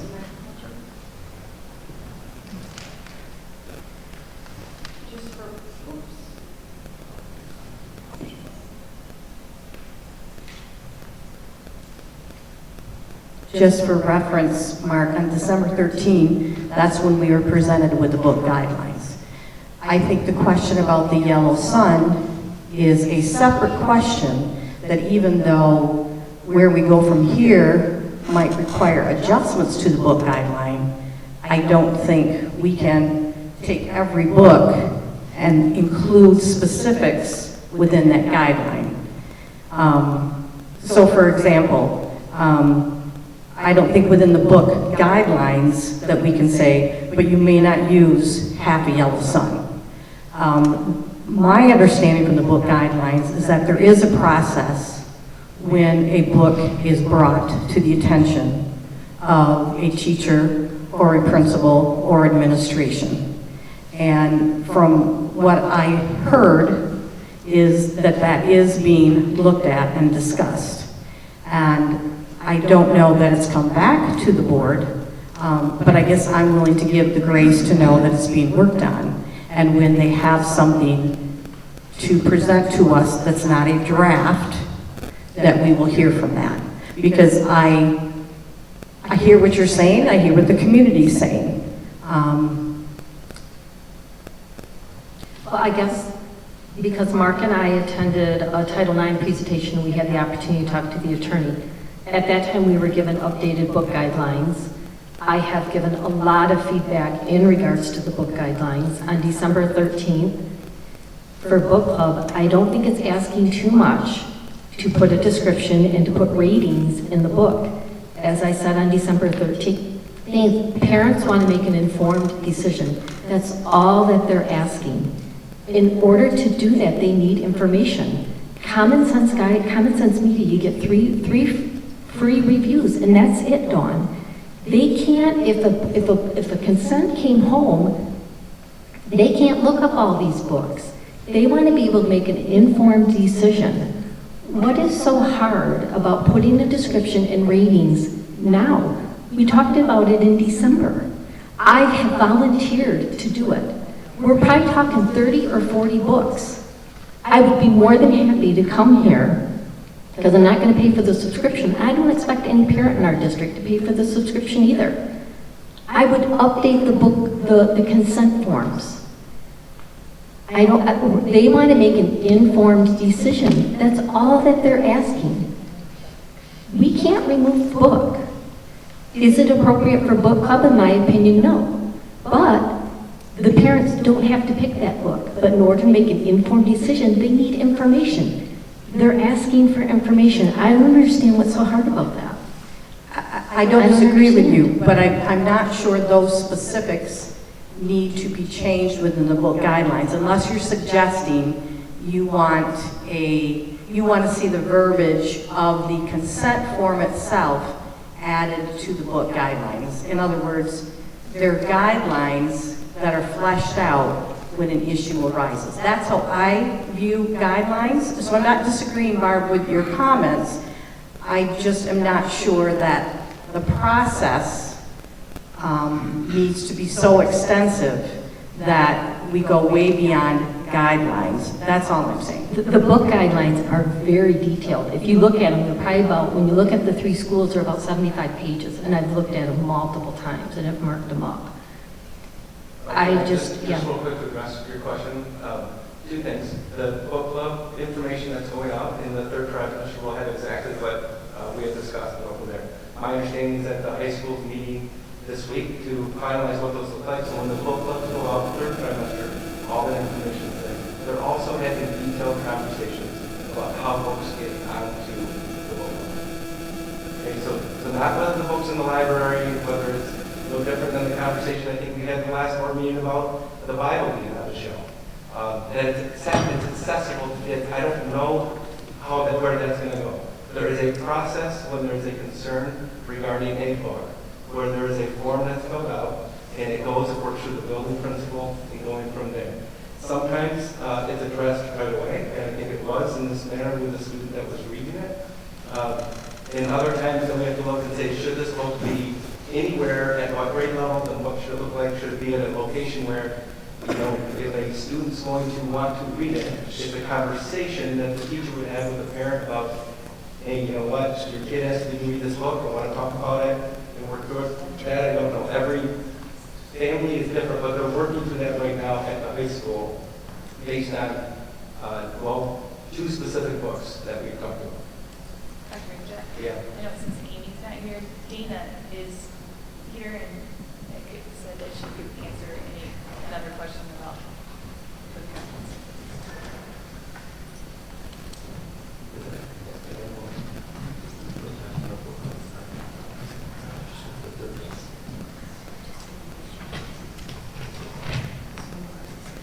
To give a bit of an update, we are currently working on the book guidelines. They have stayed in draft form because we've continued to take people's feedback and change them. With the high school book clubs, it becomes hard to use the exact system we use at the elementary and middle school with writing a spreadsheet with common sense media ratings because so few books, once they're past like the age rating of 13, 14, are on common sense. So there's not a clear rating system available. We are talking and meeting and discussing. We had a meeting today for about an hour and a half, talking about what to add to the book guidelines to make sure parents have more information about the books that are offered at the high school level. We can't only use common sense media because it simply doesn't include enough books. We have the same issue with nonfiction books at the middle school level.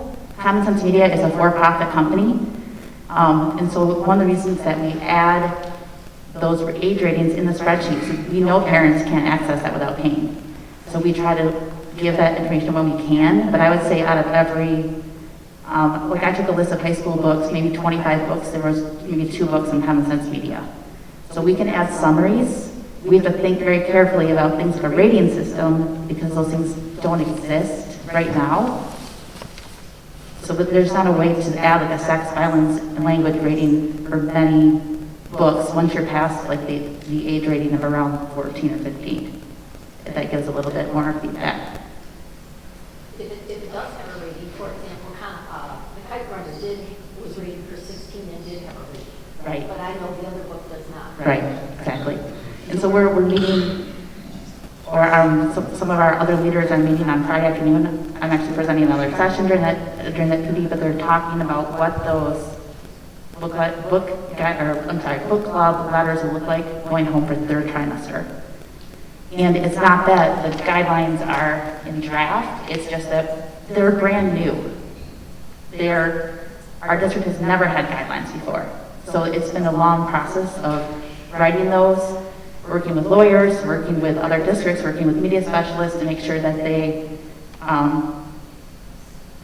are correct, that they won't get us sued, that they provide a way for teachers to know how to, like, our overall goal is that kids want to read, that kids think critically, and so we want to build those in such a way that teachers use them well. So, and I understand that it's not as easy to rate books as it is to rate a movie. You know, now you see the rating system and there's LSV and so forth. So what I hear you saying is that that's not as easy to do with books. No, if I have a book that comes before me and I'm looking at it, and I'm not the district media specialist, I don't have a degree in library science, I can look at Follett Tidal Wave, which is a company that we buy books from. They give like an age rating. I can look at the publisher. I can look at Goodreads. I can look at Common Sense. So like we often use a variety of those things because there's not one system you can go to. And especially as books become more mature, it's harder to find, like, for example, if you pick up a book for a 5th grader on Common Sense Media, it's very clear about like sex, violence, and language. Some of them are available for high school books, like you mentioned, but there's many, many that aren't. Just this week I was looking at Malcolm Gladwell's book, Outliers, which is kind of a bestseller. I figured you read it. And that's not available in Common Sense, but it's a great book to have in a nonfiction book club. So that's one of the struggles, one thing that we're working from, building these from the ground up. We knew that there was going to be hiccups. We knew there were things we were going to have to fix. Right. But And so, yeah, and I understand that, and I appreciate that. Now, I think what I'm hearing, and I also read the excerpts, I have not read the full book, but from the Yellow Sun book. And there's information in there that I am concerned about my own son, a 17-year-old reading. I mean, quite frankly, that, and we're pretty open, but that one, well, that was towing the line, if not crossing the line. I haven't read it either. And, but my point is that what I'm hearing is there is a reactive aspect to the book guidelines, right? If you see a book, fill out this form, bring it in, and so forth. I think that what we're also talking about is somehow a proactive aspect of the book. So somehow, I hear what you're saying, that there's not a simple rating system out there, especially for older student books, but somehow, and moving this back to the librarian media specialist, somehow then we have to develop a proactive system of improving books. And maybe that's the librarian, anything that's offered on a book club, you know, the teacher has read, and the librarian has helped to develop that rating system and has spread that across all the teachers so it's consistent, it's proactive, and over time, we're reducing the number of instances where parents are raising concerns, and we appreciate parents raising concerns, that's not my point, but we're getting in front of it as opposed to reacting to it. So think about it in that terms. Policy is good for reaction, it's not solid yet for being proactive in terms of let's really get our arms around what's out there, and the librarians should develop that, and again, it may be anything coming to a book club is read and is rated per that librarian's assessment. Many districts that have a district librarian, they have a book club room, and then that room is where they house all the books, and the district librarian then keeps track of the books, knows how many copies we have, but also knows more about the content, knows which books go with which courses, and that type of thing. So I think that this position would help with that quite a bit. Yeah. And I assume that librarian, I assume there's a great network out there. By the way, and as a sidebar, do any other districts in the ISD have librarians?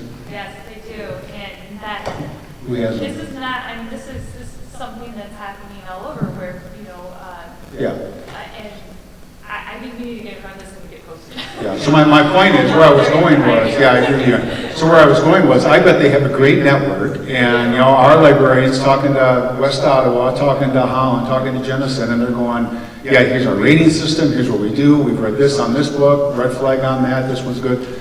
So, but the key message I want to give is that proactiveness, and I think that's what I'm hearing from some members of the board. That's where my heart is too. You know, I appreciate the work that you're doing in the guidelines, but my concern is on the front end, and it really raised my hackles when I saw this book pop through. I thought, who made that decision? And what literary value could there possibly be in a book that can have phrases and terms in there that I would never under God's heaven use in my own vocabulary? It was just offensive to me, and I'm not talking to you personally, you know that. All right. But I'm on the front end of this. I want to solve the problem before it is a problem. We should know our community. We should know that we are fairly open-minded people here. We're liberal educators here. We want a good education, but we don't want anything that even comes close to pornography, verbal pornography in our books. Yeah. And well, I appreciate the comments. And I do appreciate the comments about Jim Brandt, and I can totally see this, leaning over and saying, Cynthia, make this go away. But actually, my perspective is we don't want that. We don't want a board president going, Cynthia, make this go away. We want a procedure that is robust, that addresses books proactively, that stays in front of it, and it's robust and it works for the board after us, and 2 and 3 and 4 boards after us. Because while I appreciate Jim's leadership, here we are in this situation again. So that wasn't addressed systemically for future boards, and future superintendents, and future teachers, and so on and so forth. So we got to get it where we got to think about the superintendents and the boards and the teachers 20 years from now, and have something that's not, it's going to change, but it's set up for them, not just for what we're dealing with 1 or 2 books right now. So just in closing, I guess I would like to know what's going to be the status of this book. You don't have to tell me tonight, but is that book going to stay in book club? I don't know the answer to that. I do know there's a process of following the reading as we speak. Maybe this is hard to address that. I don't know if can you hear me if I speak? Like this? Okay, so the current status of that book specifically is I received an email on Monday night, last Monday. I reached out to the parent on Tuesday morning, and we set up a time to meet with Mr. Beal and I on Wednesday afternoon.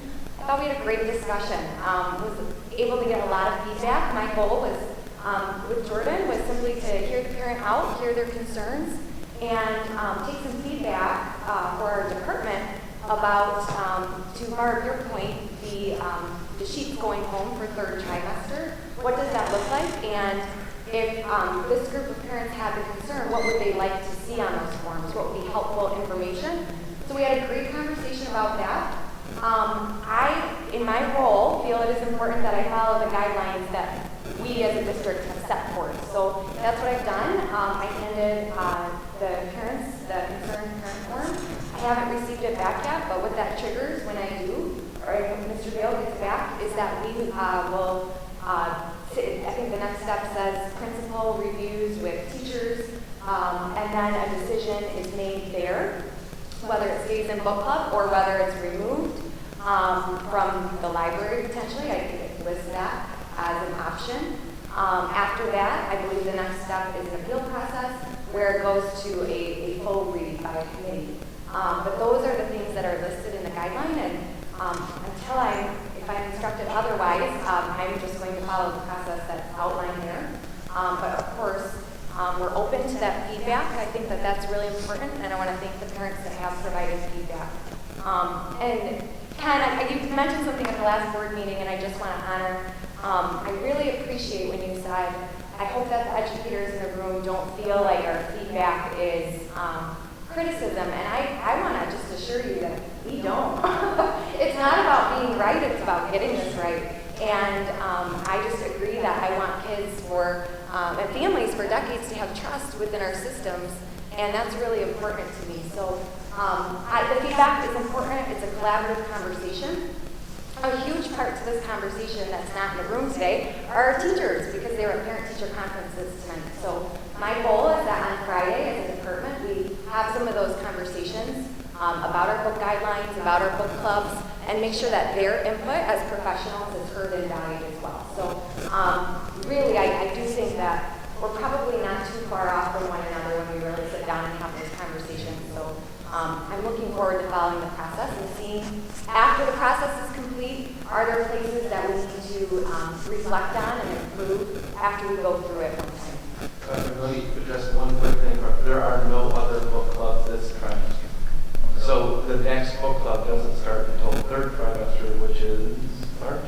Yeah, actually, so we start in March is the start of the third trimester, but from the conversation that we had this afternoon, it seems like we even have about 4 weeks beyond that before book clubs launch, the earliest ones.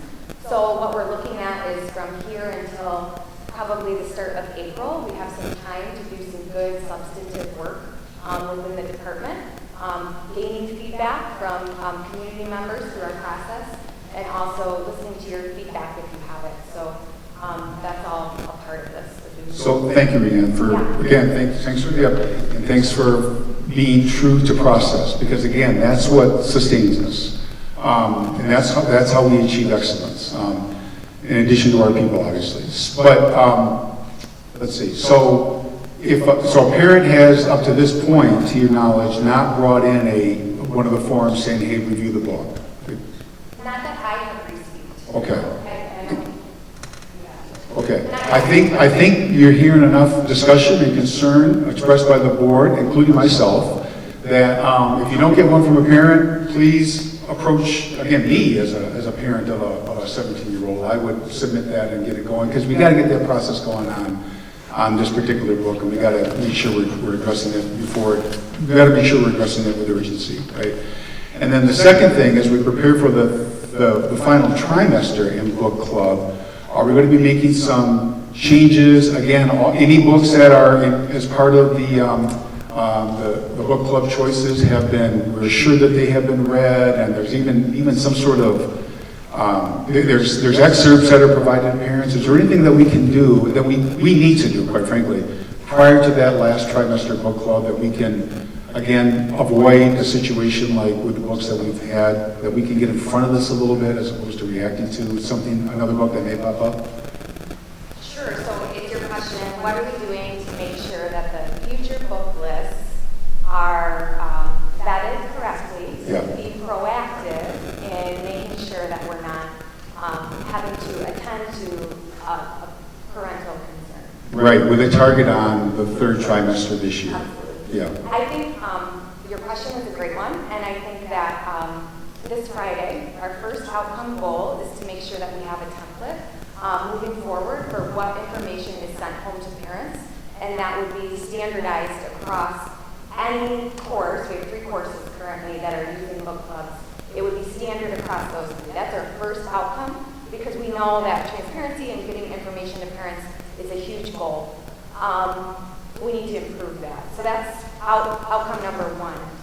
Beyond that, in that next 6 weeks that we have, or well, longer than that, we have a bit longer than that, substantive conversations need to happen at the PLC level, and a PLC is the teachers who teach that specific course, about what is on our list.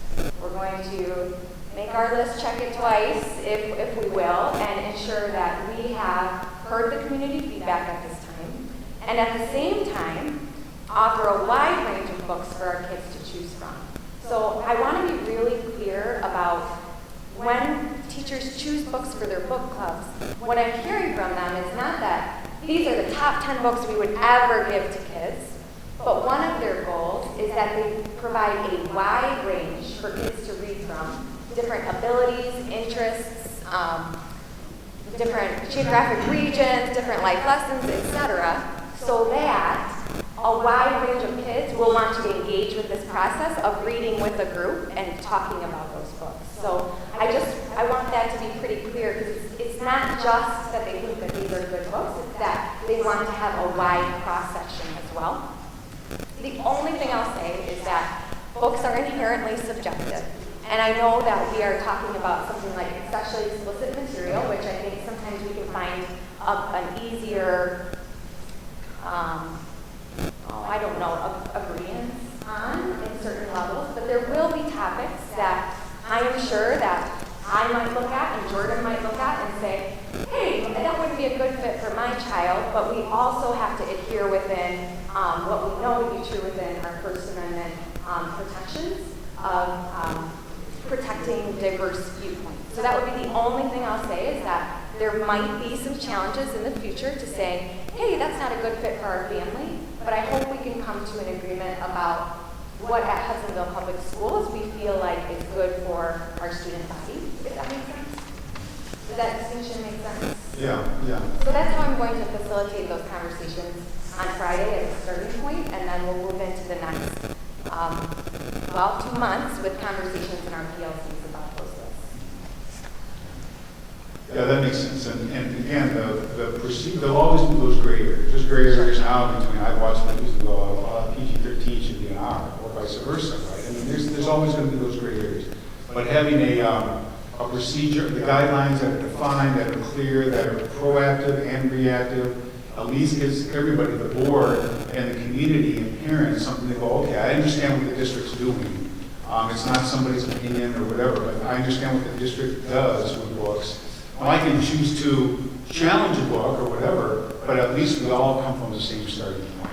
And that's really what we're, one of the key things. So, yeah, I appreciate your engagement on that and leading the effort here. So, I just want to assure everybody it is a priority to us. I know that there's a lot on everyone's plates, but it is important to us that we get it right. And I do want the parents who have come forward to voice their concerns. We are grateful for feedback when we get it. And it's important for us to make adjustments that are good for all kids. And that's what we're trying to do. And we won't always get it right, but we'll try to get it right. And we'll keep working to improve the process. So thank you again for your engagement, those who have brought us feedback. And our doors are always open to hear and listen and to adjust and grow. So thank you. Other comments, thoughts, concerns about either the book or the book guidelines?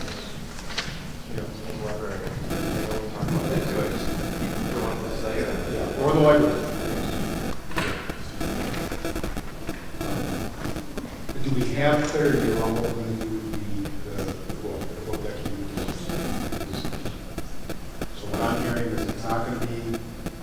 going through the process of evaluation.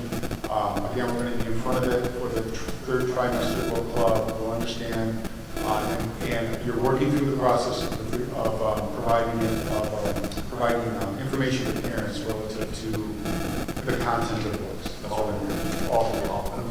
We're not waiting for a parental forum to deal with half of the eldest son. I think that should be on center plate right now. I mean, I heard you saying you were waiting for parents to call it a forum. I think that they. No, what I said was if we don't get a parental forum, and I can be a parental forum as a parent of a 17-year-old. I'm sure we're going to get a parental forum. I'm sure you're going to be on top of it. But yeah, we're not going to set it aside. That's fine. That's fine. Yeah. And it's, No, go ahead. go ahead. I'm done. I just want to make a point that it wasn't the Half Yellow Sun, whatever that book is called. That's not the book that started that. It was The Kite Runner, and it was The Kite Runner in December that we brought forward, and I made a lengthy discussion about the book guidelines. And I'm saddened that nothing changed between then and the next time book club came out. I'm just saddened. And I'm hoping that when third trimester comes out, that we're not dealing with this again. We can do better. I know we can do better, and I have trust that you will. All right, let's move on to any other comments on guidelines, or the book, or the librarian. Concerns, comments, questions on the librarian position. We'll see this in August, right? In February. Yes. I don't want to proceed down this path if it was not an idea that this is the right direction. I guess that was the beginning conversation. Maybe not the content, but is this something that you think we are Yes. getting right? We need this, because it was the department chair that assigned the Yellow Sun. So yes, we need this. Looking for head nods. Okay. I've seen instances. Okay. All right. Good. Good discussion. Staffing 22-23, and then we're still planning on the walkthrough, correct? Yeah. That's question. Yeah. We got and Again, get the question on second. okay. Staffing 22-23. Okay, sorry. It's like 9. I'm gonna start getting like giddy or something. Okay. So this time of year is usually when I give a my HR committee kind of just a reminder about some things with staffing. So this is my committee report. So first, I just want to remind the board that March 1 is a firm deadline for contract for our staff in regards to letting us know about job shares, retirements, and leaves. So in the March March board meeting, I'll talk to you more about what I know. But I do want to tell you that what I'm seeing already, because our staff is awesome, as you know, and I sent out a survey every February that just kind of says, hey, if you're thinking about this, or this, can you fill out this form? And it helps me kind of guide if we have openings during the summer. You know, like, oh, I remember Mark said that he was kind of interested in teaching 3rd grade this year at Georgetown, you know, and then I'd reach out over the summer. But I am getting staff that are already letting me know about retirements, and I'm kind of seeing a trend with some staff members that are saying, yeah, I'm planning on retiring, but it's actually next year, because with the ORS, for some staff members, they have to hit the age of 60. Or if it was, you know, they didn't do 30 years, they have to hit so many years and be a certain age, and they have to work a day in the month of their birthday. So that, I just want to put that out there right now, that is going to be an interesting situation. One, I love that staff's telling me ahead of time, so I thank them very much for it. But 2, we might have to, and I say we, I'm talking about Pat and I, might have to be creative in how we look at that for the FTE, because at the end of the day, we can't have that impact kids. And so, anyway, I just kind of wanted to report on that a little bit. And then another thing I want to just remind the board is that if there were any teachers within our non-tenured population that we would want to bring for a non-renewal, that deadline is I would have to let them know by April 1, and then I would bring it to the board in April for a non-renewal of, and I'm talking about a first or second year teacher that despite coaching and things like that, we just don't think is the best fit for our district. So those are just some deadlines that I want you to be aware of. The other thing kind of goes back to what Chad was talking about earlier in the meeting about class size. One thing that I always like to remind the committee is that contractually we have different language for different grade levels as far as what class size maximums are. So preschool, or pre-K is 20. Kindergarten and first grade is 26. Second grade is 28. Third through fifth is 30. And then for middle school and high school teachers, they can't go above an average of 30 kids per student, which is 150 or 120, per trimester. So I just want to throw that out there because what happens, and this is always some discussion that might come to your door, your email inbox, is that we might have classes that have been bubbles since they were in kindergarten, but by the time they reach third grade, we actually can make that into a non-bubble. And realistically, when we're looking at overall staffing, especially when it comes to specials in elementary, because that is a Sudoku puzzle to its finest to try to figure out the staffing for our specials. I just want to just remind you, I can put this all in email. It's in our contract. It's in a nice little thing, so I can take a screenshot of it and send it to you. But I just want you to know that the impact of COVID and what I was alluding to earlier that Pat and I have been scratching our heads about is where are the kids? And this isn't a Hudsonville issue, this is a state issue. What did you say this morning? 44,000 kids in the state of Michigan are lost. So did they move? But not really, because we don't see the data going to other places. And so I think that we are on a solid trend of what I believe are some strong barriers to have all kids back in school. And so hopefully by fall 22, we can, I don't think we're ever gonna have a normal school year, but our new normal school year. So maybe we'll see some different returns, but that's gonna impact staffing. The other thing I wanna point out is that statewide, the class of 2026 is the smallest class in just all of schooling, and that was because that was the state that they changed the kindergarten enrollment. And so our actual graduating class of this year is slightly bigger than our 8th grade class going up, but holy cow, the freshman class to the sophomore class is humongous. So the high school is actually kind of staying static, but due to some music numbers and things like that, we'll still be looking at FTE closely for the high school. The other thing I want to point out at the high school is that pupil accounting law has changed dramatically in the last 3 years. And we have always run a credit recovery edgenuity program where kids can take multiple classes in a trimester and self-pace and do a credit recovery so that they can maintain their credits and get back and still graduate on time. It's an awesome program. Every high school in Michigan does it, and we always have great educators in that class. Kurt McDowell did it for a long time. The problem is that they changed the way you can do it for pupil accounting. And Jordan and I have been really putting our brains together of how we're going to be able to staff that for next year to still allow kids to get this credit recovery. And there's no way around it that we're going to have to increase FTE for that. So there are some things that I just wanted you to be aware of that, if you look at numbers, you're like, Ann, what are you doing? That it didn't even change, but these are things that, these are at-risk students. They're at risk of not graduating on time. So these are things that, we might be able to use some COVID dollars for, but this isn't really a COVID issue. This is a pupil accounting law issue that our legislators changed.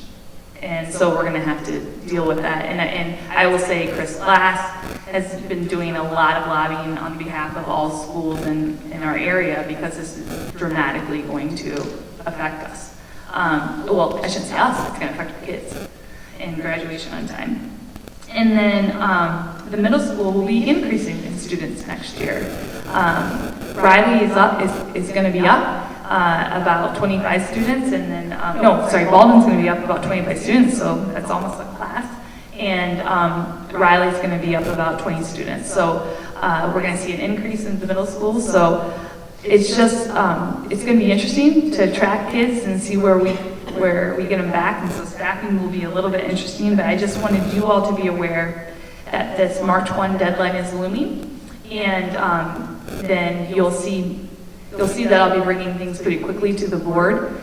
I really have a great plan to get a lot of things posted by the end of February because everybody is, we were already today, there was this big HR conversation about summer school and everyone's like, oh, if one starts, we all have to start. So, staffing is going to be, it's going to be difficult, but I'm going to tell you this. I'm receiving emails every day with college graduates and people that are moving from either out of state or into just our community, and we are so blessed, you guys, because we do have great schools and great leadership and great kids and families that people want to come here. So I still feel really good. We're still going to get great people, but we got to get on it. Just to clarify the comment about the large 10th grade class, which is now 9th grade, and these smaller 9th grade class coming in, when you say huge and small, so we average 550. The 10th grade class next year is about 600. And the 9th grade class next year is about 500. And then it balances out again. So it's really a wave. And behind the wave, there's always a lull. Right? And there's your wave and your lull. And currently, it's interesting because middle schools are a little bit smaller than high school, have a huge increase in students. Next year will start to balance out when they work their way through the high school. And then we'll have a really long graduation in about 3 years. So that's really a general update that I usually give my HR committee, so you all have to hear it now. So you're welcome. All right. Thanks, Ann. So hang on, lots coming. Yeah. Yeah? Okay. Questions on staffing? All right, we are to the choir room walk through. So anybody here is welcome to join us. I'm going to recommend that we meet in the lobby in case anybody has to use the restroom. And then we'll walk down the hallway and go in that way. There's a couple different ways of doing it. We can go into the back there, but it looks sketchy. So we're going to meet in the lobby right there. Give yourself 5 minutes, freshen up, and then you're welcome to join us if you want.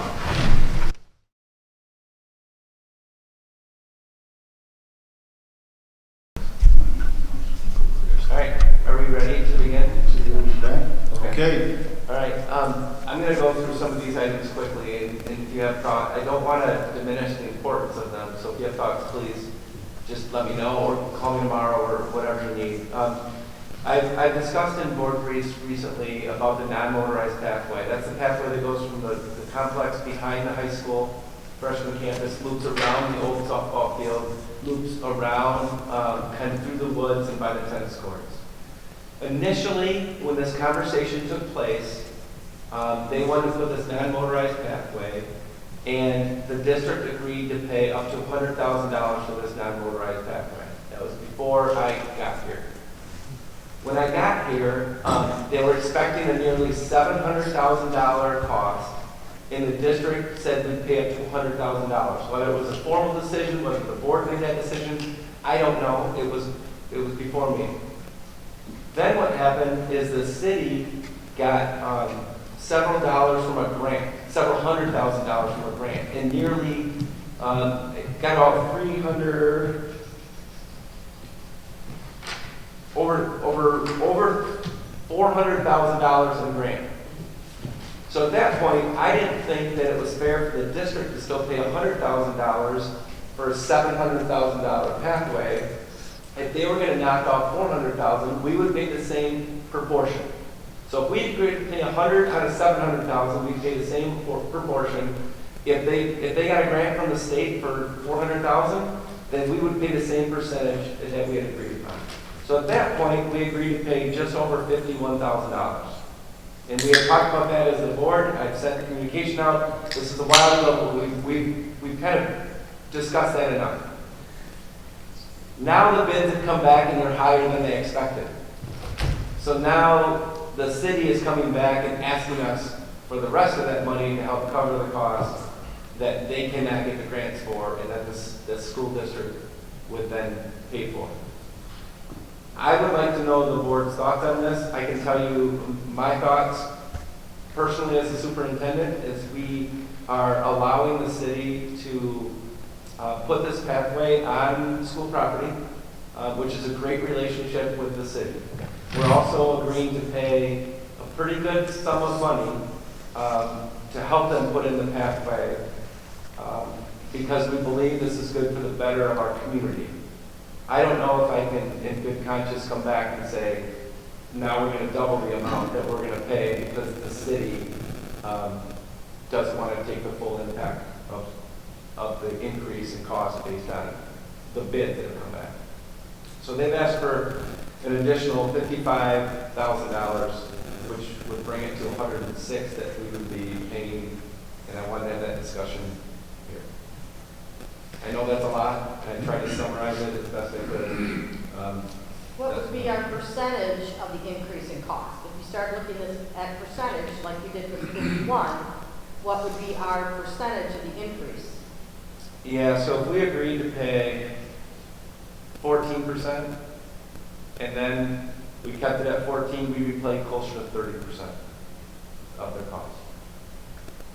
So in other words, instead of us agreeing to pay 14% overall, and maintaining that 14%, it more than doubles the amount that we would be paying the city would have to pay that. So what would the new 14% be? 55,000. 55. So the total is 106. How did you arrive at 106? I added the two numbers together. They just asked for another 55,000. I don't know how they arrived at that number other than they're seeing the increase in their bid, so they are looking for ways to offset their budget on who else can help reduce their costs. Yeah, I guess the closest I can calculate that, 55,000. They've got roughly a $300,000 increase, so they're asking for 18%. 55,000 is 18% of the 300 of their additional. Because the budget was roughly 700,000, and we were committed to pay 51 and 237. Are they taking any other steps to look at other grants or that they can? I don't know. Yeah. Yes, they talked to me today. They went back to the trust fund. This is actually something from the road department. It's called TAP funds. The grants funded there. So, but Dan called me 4 o'clock today. Well, my point is, I'd like to see them shape those trees before the school district thinks more and more committed. What about the developers around all these? Yeah, I like that. It seems like there are places we can see if additional funding is available. Well, Steve mentioned something about maintenance. They're on the hook for maintenance of the path. That's correct. Yeah. Okay. I misunderstood. I thought you meant we're going to pick up some of the maintenance too. I mean, I don't know what that looks like with our student population. Maintenance turns into us having to pick up trash. I don't know. They wide enough for a plow to get through. There's some lights on there that the city would take care of. Other thoughts? So the feedback I'm giving is, the answer is no at this point. Let's probably do some more work and see if there's other funding out there. Thank you. And I'll get more details if I hear them from the city. I just know it's going to be fast and furious from them, even though I think the bid's so high, wait 6 months. That's the other option. I'm not saying that's a great market to start at. We hit the market right when we did the bid projects for the high school's 5-6 building. Maybe the timing. Okay, CREC. Pat, I'd ask Pat to give a quick overview. I sent some information to the board and board briefs last week regarding the school aid fund and what it looks like from what's taking place at the state. it's quite an influx. So Pat, can you just give a quick overview on what that looks like? Sure. Our target is to be done before 10. Okay. Yeah. So on the slide that's up there now, I told a couple folks that it really is boiled down 150 pages to 2 slides. But this really, I think, in a lot of cases, tells the story the best. These are the revenues that the state was projecting for the fiscal year that ended 2021. So that's actually September 30th of 2021. In January of 2020, the state, this is the combined school aid fund and the general fund, they were projecting, Doug and I were talking, that things were looking good. It was $25.5 billion for those 2 funds. It was really amazing. And then on March 13th, it wasn't exactly that day, but on March 13th, 2020, the country started going into some really significant voluntary shutdowns. It's unprecedented, to see that much of an economic stop that quickly. And so the next projection was downgraded by $3 billion in the 2 funds. That summer, there was really massive federal intervention, and still didn't really know what that would mean for tax collections. And the number went up. There was actually a supplemental. We were projecting at one point over $1,000 cut per student. It was huge. And we also we worked it internally. We worked really hard to make staffing reductions at that time too. It wasn't really cuts. It was more or less right-sizing type things we did, but we worked really hard. So you had the August 2020 story, and then even in August, there were things happening that the economists were just really, there was no economic model for less people working and more tax collections at the state level. And when that happened, the state was really uncomfortable to say, well, we'll just pass that revenue along, because they didn't know, they just didn't know if it was real, if it was going to be sustainable. Revenues are rebounding, and then in January 2021, revenues increased again. Last May, revenues were increasing. So actually, I'm just talking about one fiscal year, but the fiscal year ending 2022, that's the year we got a $500 increase per student. In May, you see the amount they were thinking they could give us at that point per student. Their projections were back in May that there could be $300 to a $700 increase per student, and the district budgeted just under $300 per student. The actual, where the state is projecting to close last year, is a combined $29 billion for the general fund and the school aid fund. We're interested in the school aid fund, but we also track really carefully the general fund, because in the past, the state has, I'll call it, rated the school aid fund when the general fund revenues haven't been there. So and at one point there was a $700 million transfer from the general fund to the school aid fund that is gone. So I guess the takeaway here is there really was no way to project. It's never happened before, but the federal intervention, along with some other tax changes, we now have more, the tax, as consumers in the last 2 years, we've spent a lot more money on durable goods, and state of Michigan doesn't tax services the way other states do. So the services, the things you haven't done that aren't taxed in the service, like oil changes, things like that, you pay for you pay for a lot of things, but there's been a real shift from buying internet goods, and that's in the use tax category. And there's also been some pretty interesting business tax changes that where the state of Michigan has actually made some good savvy moves to take advantage of some, at the end of the last administration, it's called Trump tax cuts, where there was a real decrease in the amount that we could claim as individuals of state and local taxes on our income taxes. State and local tax, so personal income is passed on in many of the smaller S-corp, many of the corporations to individuals, and those tax changes, the state has made some changes. So just in the month, actually the last 10 days of December, $400 million came into the Treasury for taxpayers, basically businessmen taking advantage of those things where they're going to pay state taxes in lieu of paying a federal tax. We don't think that, obviously that won't be a repeating revenue, but it is a one-time revenue. I'm going to show you now how that impacts the state aid fund.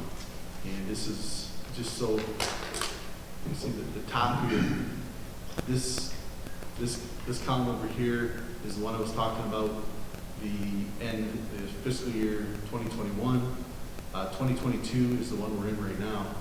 And in the revenue estimating conference that happened last week, we're really talking about our next year is 22-23. The state is really worried about, as I said, ongoing revenues, and they do have a healthy balance. And this is just a school aid fund. And if they would have paid out everything, follow this column right down, if they would have paid out everything possible and gone to zero in the 2022 year, the state could have given schools another $513 a student. The state is very afraid of doing that. And I say the state. This is the governor, the administrative branch, the House.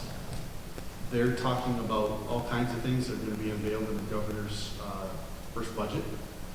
There's going to be a presentation on State of the State is Wednesday. Okay, so State of the State's coming up soon. And then the governor's budget is going to follow shortly after that. The governor's expected to unveil some spending priorities. Some of those are, in the school world, are expected to be following the statewide study on adequate funding for schools. There's also talk of paying down the liabilities for retirement. Serious talk about that? Because that would be the smartest thing you could possibly do. I feel like there's no chance to actually do that. Yeah, so we don't know obviously what's going on actually with the governor's budget, but it looks like there's going to be some serious investments in that. Because that could have a sustainable long-term impact on all districts. Yes. And that, so Chad, your point, we wondered when the state could have positive investment returns. They've had some positive investment returns with their funding for health insurance. So that 2035 chart that showed us paying that full rate out, that unfunded liability out to 2035, they think they're going to start being able to have the contribution for health insurance come down in 2028. So this investment, they said we asked what $1 billion would do to a $80 billion liability, and we said, why not do it anyways? Because it's going to help. You don't do something, you don't do anything. So anyways, the state is in a good position. And we just really don't know if they're going to talk about $300, $500, $700, what their range is going to be, what the appetite's going to be for them to fund this for next year. It's kind of the dance. This was the first step of the process for next year's budget, and now it's going to be an issue between the governor's budget and the Senate. It's also a thing that's been brought to our attention by Mr. Glass, that with redistricting, there are a lot of vulnerable seats, and we don't expect a lot of heavy lifting to come for the rest of this session in terms of legislative work. They want to get out, they don't want to do a lot of things, a lot of controversial work, and they want to get on the campaign trail, because there's a lot of Republican, Democrat races that are now, they have to work hard in the primaries. So, cover that as quick as I could. Any questions? The reason, the why behind this really stems back to conversations we had earlier regarding some COVID dollars, where what's sustainable, thanks to Ann's leadership with negotiations, we have a 3-year contract, so that's those conversations there, but this might be a deeper conversation regarding what is sustainable from an operational standpoint after our COVID dollars maybe don't hit certain areas. So just a deeper conversation, and then maybe some other insight of what this looks like. I think in one of my conversations that I sent on the board, some of the information is I think this could be over $3,000 a kid. They're not going to give us $3,000 a kid. But at least it looks promising versus the executive orders that could come down in January that we have to make cuts in a year. And I don't see that. There is probability that if it does come down to some substantial number that the teachers union want to reopen the contract. Probably. And maybe there's a way that we can do that effectively without opening the contract, but having conversations about if it is one-time money, which it might be, we have conversations about one-time money to kind of offset some of that, to show that, hey, they've gone through a lot, and how can we support if the state is funding us with a different amount. So we'll talk more in depth about what Pat talked about with kind of the research council, with looking at totally revamping how schools are funded, which gets deep into a base foundation of over $10,000. It gets deep into special ed, is completely funded, so 100% funded. So if you have to get a nurse to watch a one-on-one student, it's going to cost you $40,000. It's completely funded from the state. So I'll talk more about that when this starts to get legs. It was just kicked off last week, Friday morning, and we'll see how it gets legs over the next several months. I'm glad you brought that up, because they brought up most states and most teachers, when they come to Michigan that have worked at other states fund special education so differently. It just is, we are way behind in that area. Ottawa County, thankfully, has been, taxpayers have been very generous. They care a lot about kids with special needs. The rest of the state is in, there are a lot of areas that don't have anywhere near the millage that Ottawa County has. Okay. Other questions on revenue estimate? Okay. Next we have house by the avenue. Sure.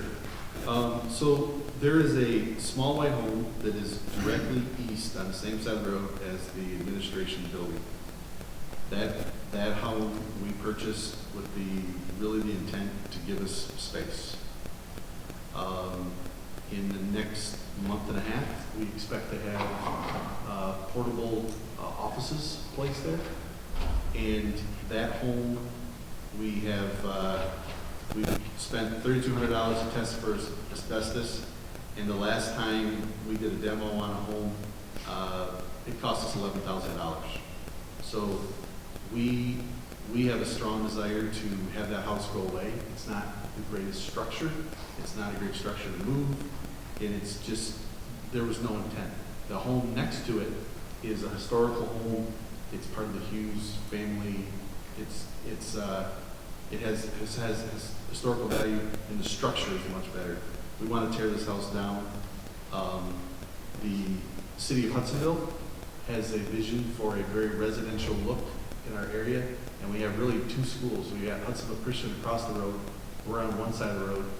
To me, it meets really, as far as the use, that's kind of school zone. The rest of the road, Van Buren, can be very residential.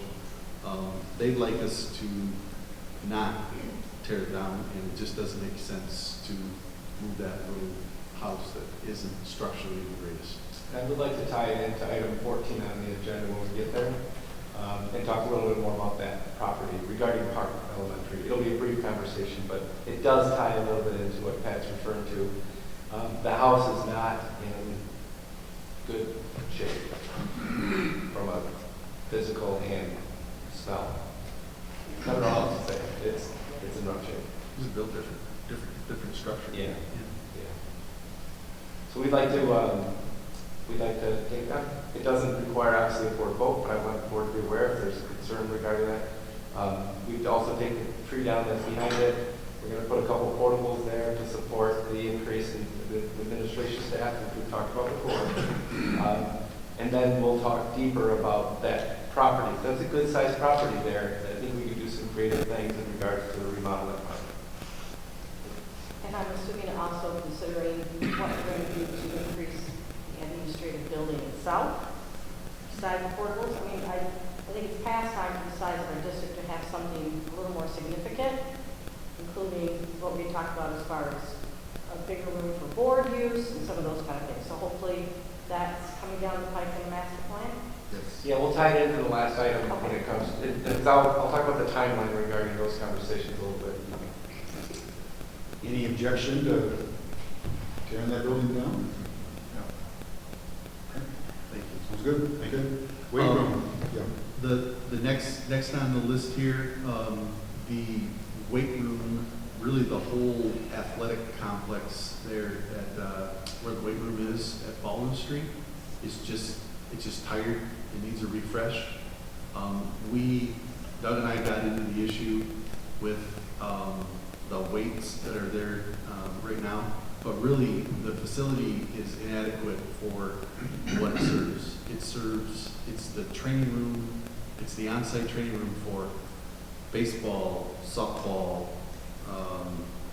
soccer, cross-country, track, and football. It just isn't big enough. It's seasonal, it's winterized, and it's not used in the winter, and there's a lot of things that it would be much better for kids if that was a 365 facility, and each sport could use the facility better if it just was built for a different use. So we want to explore,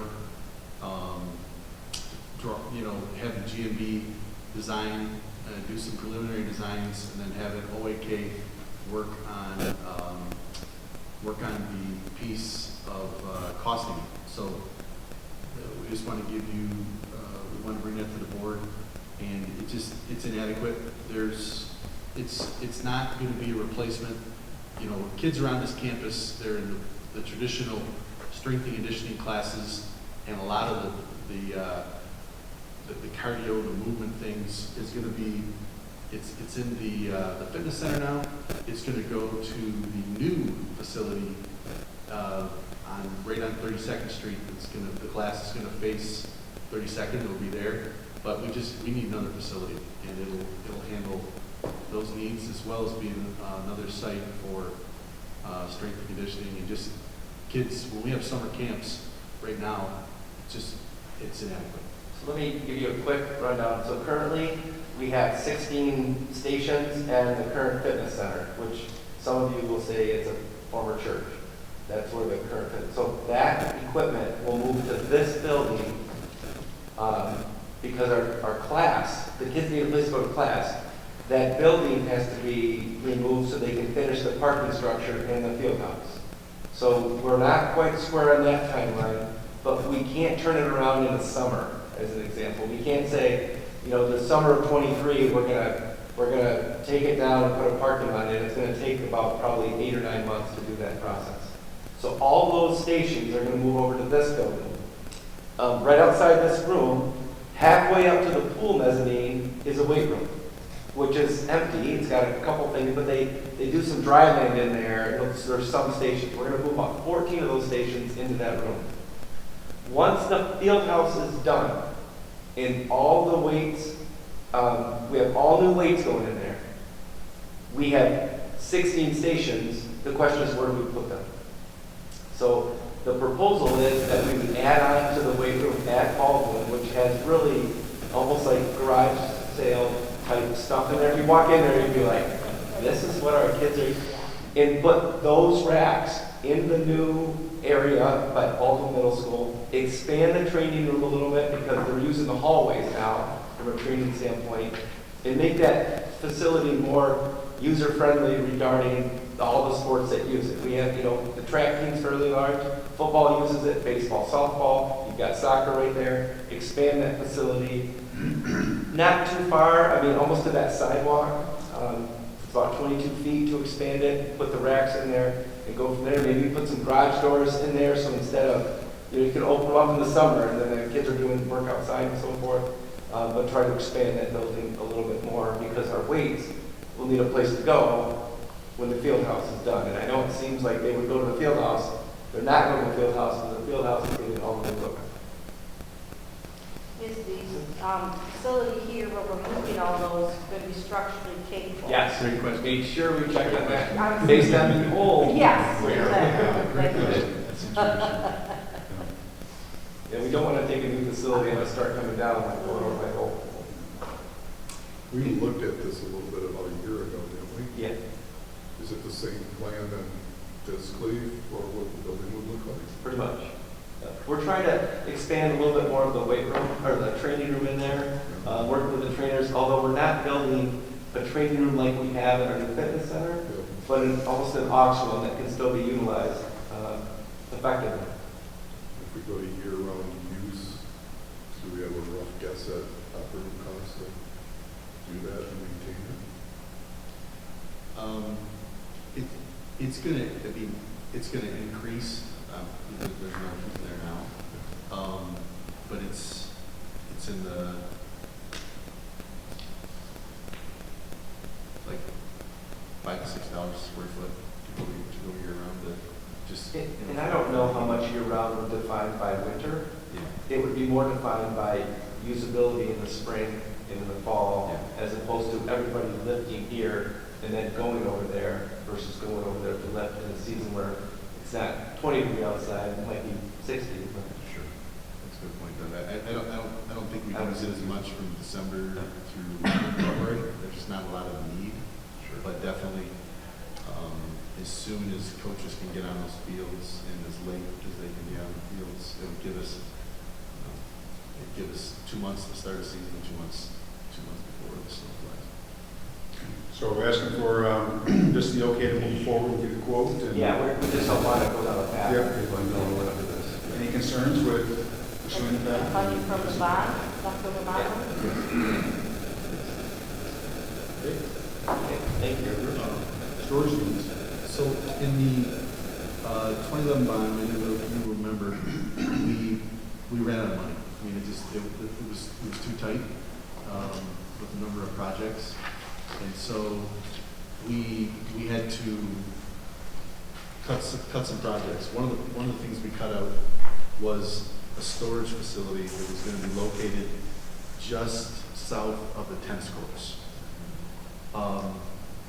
So that we're considering that.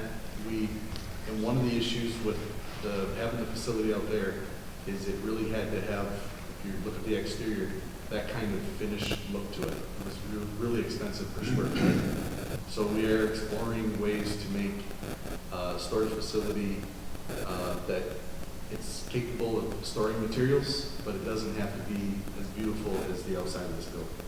So we're in that right now. It's really, for those of you familiar with the campus, it's tucked up in the corner behind a little ball field. As you drive back there, there's some woods right there.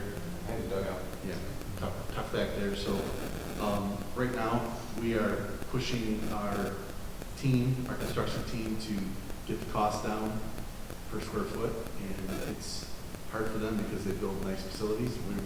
They're not accustomed to building storage facilities. So that's our work. Just want to update the board on that. Okay. We talked about that a couple times. Yes. Don't make it look too cheap. Yes. Yeah, we don't want It's a balance. Yeah. Too cheap is one thing. The cost is like seriously. We're looking at a pole barn. Okay, any concerns with that? Okay, climate survey. All right, I wanted to spend some time going through this, but for the sake of time, I'm going to ask, it is in your packet, if you can spend some time at looking through this, we can have deeper conversations. The intent, we offered this survey, and I do want to appreciate Stephanie Fass. I was going to have you say a few words, Stephanie, but we're low on time, so I'm sorry for that. I know you really want to speak. I have a very long dissertation here. Okay, so that's all. That's enough for tonight. So, what we provided a survey for our community, for our staff, back in November or October. October, the first part of October. We would like to present and put this information on our website so people can see what the responses were. Yes, could have been done sooner. I want to thank Stephanie and working through this and getting this ready. This is one of the first projects we wanted to get done. On top of that, she's working through the open-ended comments to make sure that we kind of reviewed them. I don't want another student identified in there. We want to make sure staff aren't identified, things like that. So she's working through that information. We're going to get that information also posted on our website so people can see. So in the future, when we do a survey, people can see what the survey results are. Not just the board, not just our team, but people can review them. What it looks like, where it is on our website, we're having conversations about that also, about where should we put it? Is it part of the transparency report? Is it a separate website regarding data and analysis? I don't know, but we're working through where we can put them on there so that our community can see those results and the open-ended comments. So there are several components in here. You know how to read. I would encourage you to look through them. If you have additional questions, ask. We can also address this in deeper fashion at a future work session if you'd like, but I want to share that with you. And we just got that, quite frankly. I couldn't figure it out from the report. We got it figured out, and so I wanted to share it with the board. So you're still working to summarize comments then? Yes, I should be done with that by the end of the week, I would anticipate. Okay. So does the board want to just get that final version and look at that, or tee this up for a future work session? Thoughts? Okay. I'll share it. Go ahead. I've read through this, I should comments and then see if we want to talk about it more after that. Sounds good. Okay, so if you can send that final version out with the comments, and then we can give you some feedback on, hey, let's tee it up for the February work session, or... That's perfectly fine. Yeah. The February work session would be great. Do you want us to wait to put it until the board has had a chance to? Normally, we would have discussions in a work session before we post something online. I'd like the board to have a chance to go through it, understand it, make sure we are clear on the comments and the data before it gets posted out. Perfect. That sounds great. I agree. Just want to make sure. Okay, good. Last item, right. CC Bauer Park. So going back to the conversation about the house next to the admin building, we had to do a lot of work regarding Park and regarding Bauer Elementary. Park is an overhaul for an existing building that needs a gym, and we also have to do a lot of work on the classrooms. We are going to begin that conversation on the design phase starting February 22. We will plan on going to bid in March of 23. So it's about a 13-month planning to go to bid. We start with not only stakeholders from the building, but conversations with our team and what that looks like. It's kind of wide open when you start to design, whether there's going to be additional classrooms or classrooms are expanded. Park is an issue because that interior hallway we're going to have to try to do in the 2-year phase to try to figure that out. On top of that, now that we've acquired the property, and if you ever go by admin and you look at that property, it's a good-sized property. Even with a couple of portables on there, it's a good-sized property. It could impact where we put a gym. It could impact the bus loop. It could impact parent parking. There's all sorts of conversations that we will have. We also have to do a deep dive on Bauer. Same timeline for Bauer Elementary. They're getting a gym. However, at Bauer, we probably have to look at adding on classrooms. So Park, you have interior work in a gym. Bauer, you have exterior work in a gym. So they'll work in different fashions. And you also have, as you can imagine, you start to include people in the building and what they want to do, and it's like, oh, let's do this, and we have to keep it really within the scope of what we have planned. Having said that, we don't know what the bid climate will be in March of 2023, so we're challenged by some of the conversations regarding admin building. We have had extensive conversations about the administration building. We would like a true boardroom. We do need additional offices, and I don't think portable classrooms are the long-term solution. But I also don't want to shortchange an expansion of a building with classrooms for kids without knowing what we have to work with when we get to that point. So I think the administration building conversation will be pushed back until we know what things look like. And it could be well into 24 before we have that conversation. Because we have to see what Park and Bauer do from a bid standpoint. We have to know what happens during the process. Like if we find things that we didn't know were there, they start to remove ceiling tiles and there's something that they didn't know was there that could impact the cost. And then we can dive into what other options. We've talked about several other things that we'd like to bring to the board as a, I'll say, wish list. Administration building conversation is one of them. Do we look at any additional training facilities for kids? Do we look at large group instruction rooms that we can have true meetings with not just 30 people, but 100 people? We see a lot of districts have large group instruction rooms. Just different conversations we want to have, but we got to do the heavy lift with Park and with Bauer first. The other thing is that you'll recall is the Early Childhood Center, the ECC, currently has our wrestling program and our competitive cheer practice there. Competitive cheer uses the gym, so it's not too bad, but wrestling takes up a room that they won't need anymore in the summer of 2023. So that's an also remodel a little bit at ECC, albeit minor, but then we have to start having conversations about what that building's intent is moving forward long term. When I say long term, I'm thinking 2028, 2030, because we got to look at what the impact is going to have as the district grows in different areas. From the impact at Jamestown, we were at the Jamestown Township meeting, and there's a potential of 770 homes going in right by Jamestown, Upper and Lower.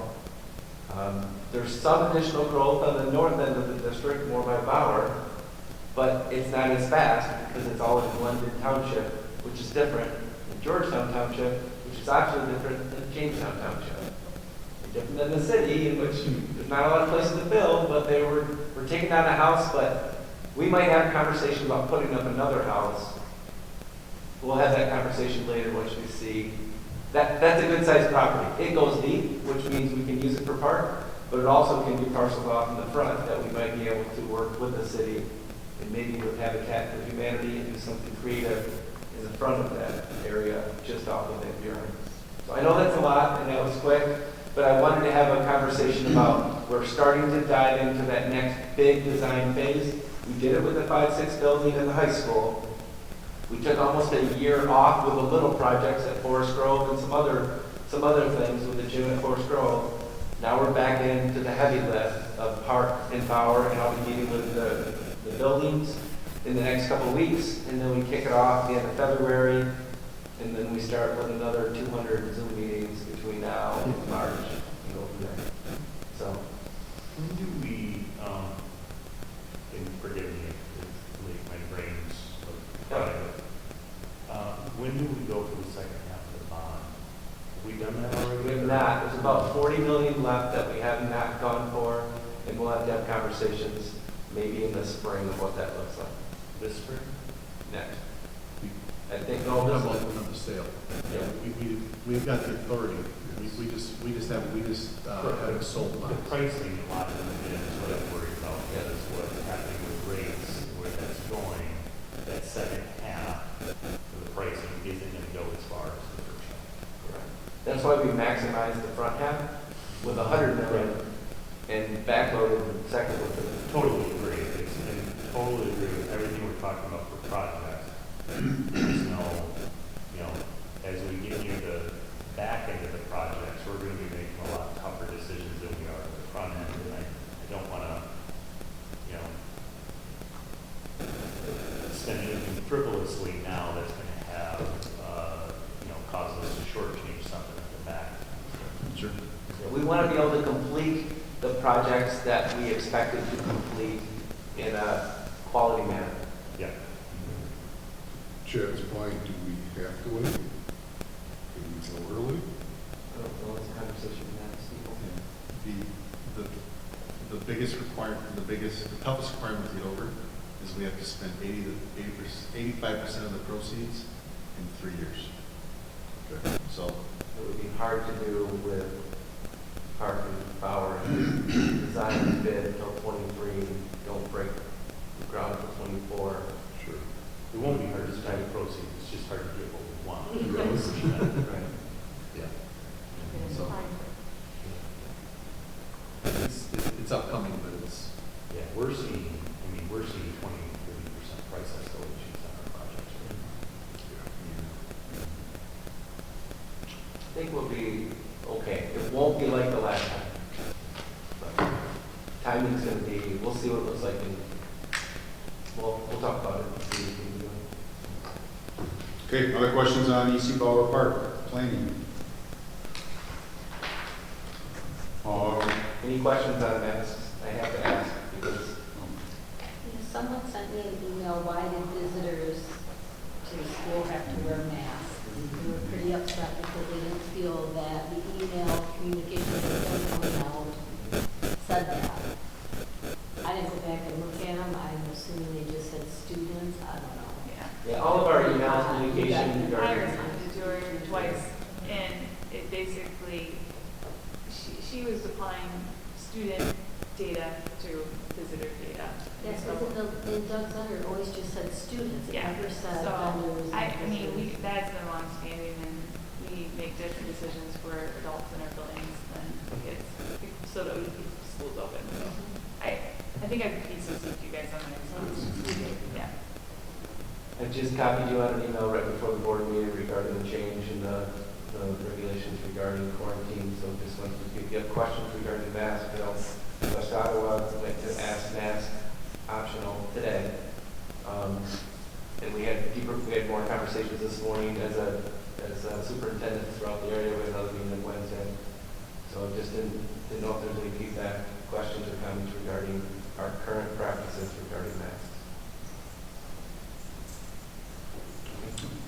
And then just a quick update, our monument signs, we've given them approval to make the adjustments. You have to actually read the signs, part of the conversation. They're all, you couldn't read them. So they're making those changes. It's going to be a little bit, we're trying to speed them up. We gave them a deadline that we have to have them done by after spring break, primarily because we want to make sure we can inform our community on things that are taking place. So sorry for the delay. I'll tell you it's not my fault, it probably is. I'm just saying I'm sorry for the delay. We got to get those signs up. Get most Okay, anything else? No, that's all right. Okay, quick roundtable. Non, anything? No, just thanks to the staff. I know we've been, not only have you been dealing with the regular stuff, but I know we've been putting some additional asks of you, and I know that's your job, but on the other hand, I greatly appreciate going above and beyond. So thank you for, and Amy's not here, but let her know the same. I was just actually saying, appreciate the staff and everything we're doing to keep our kids safe, keep the schools open, and keep advancing education. Very good. All set. Good. Good. Okay, can I have a motion to adjourn, please? Motion by Chad. Support. Support from Don. All in favor, say yes. Yes. We are adjourned. Thanks, everyone. And I'm taking the 6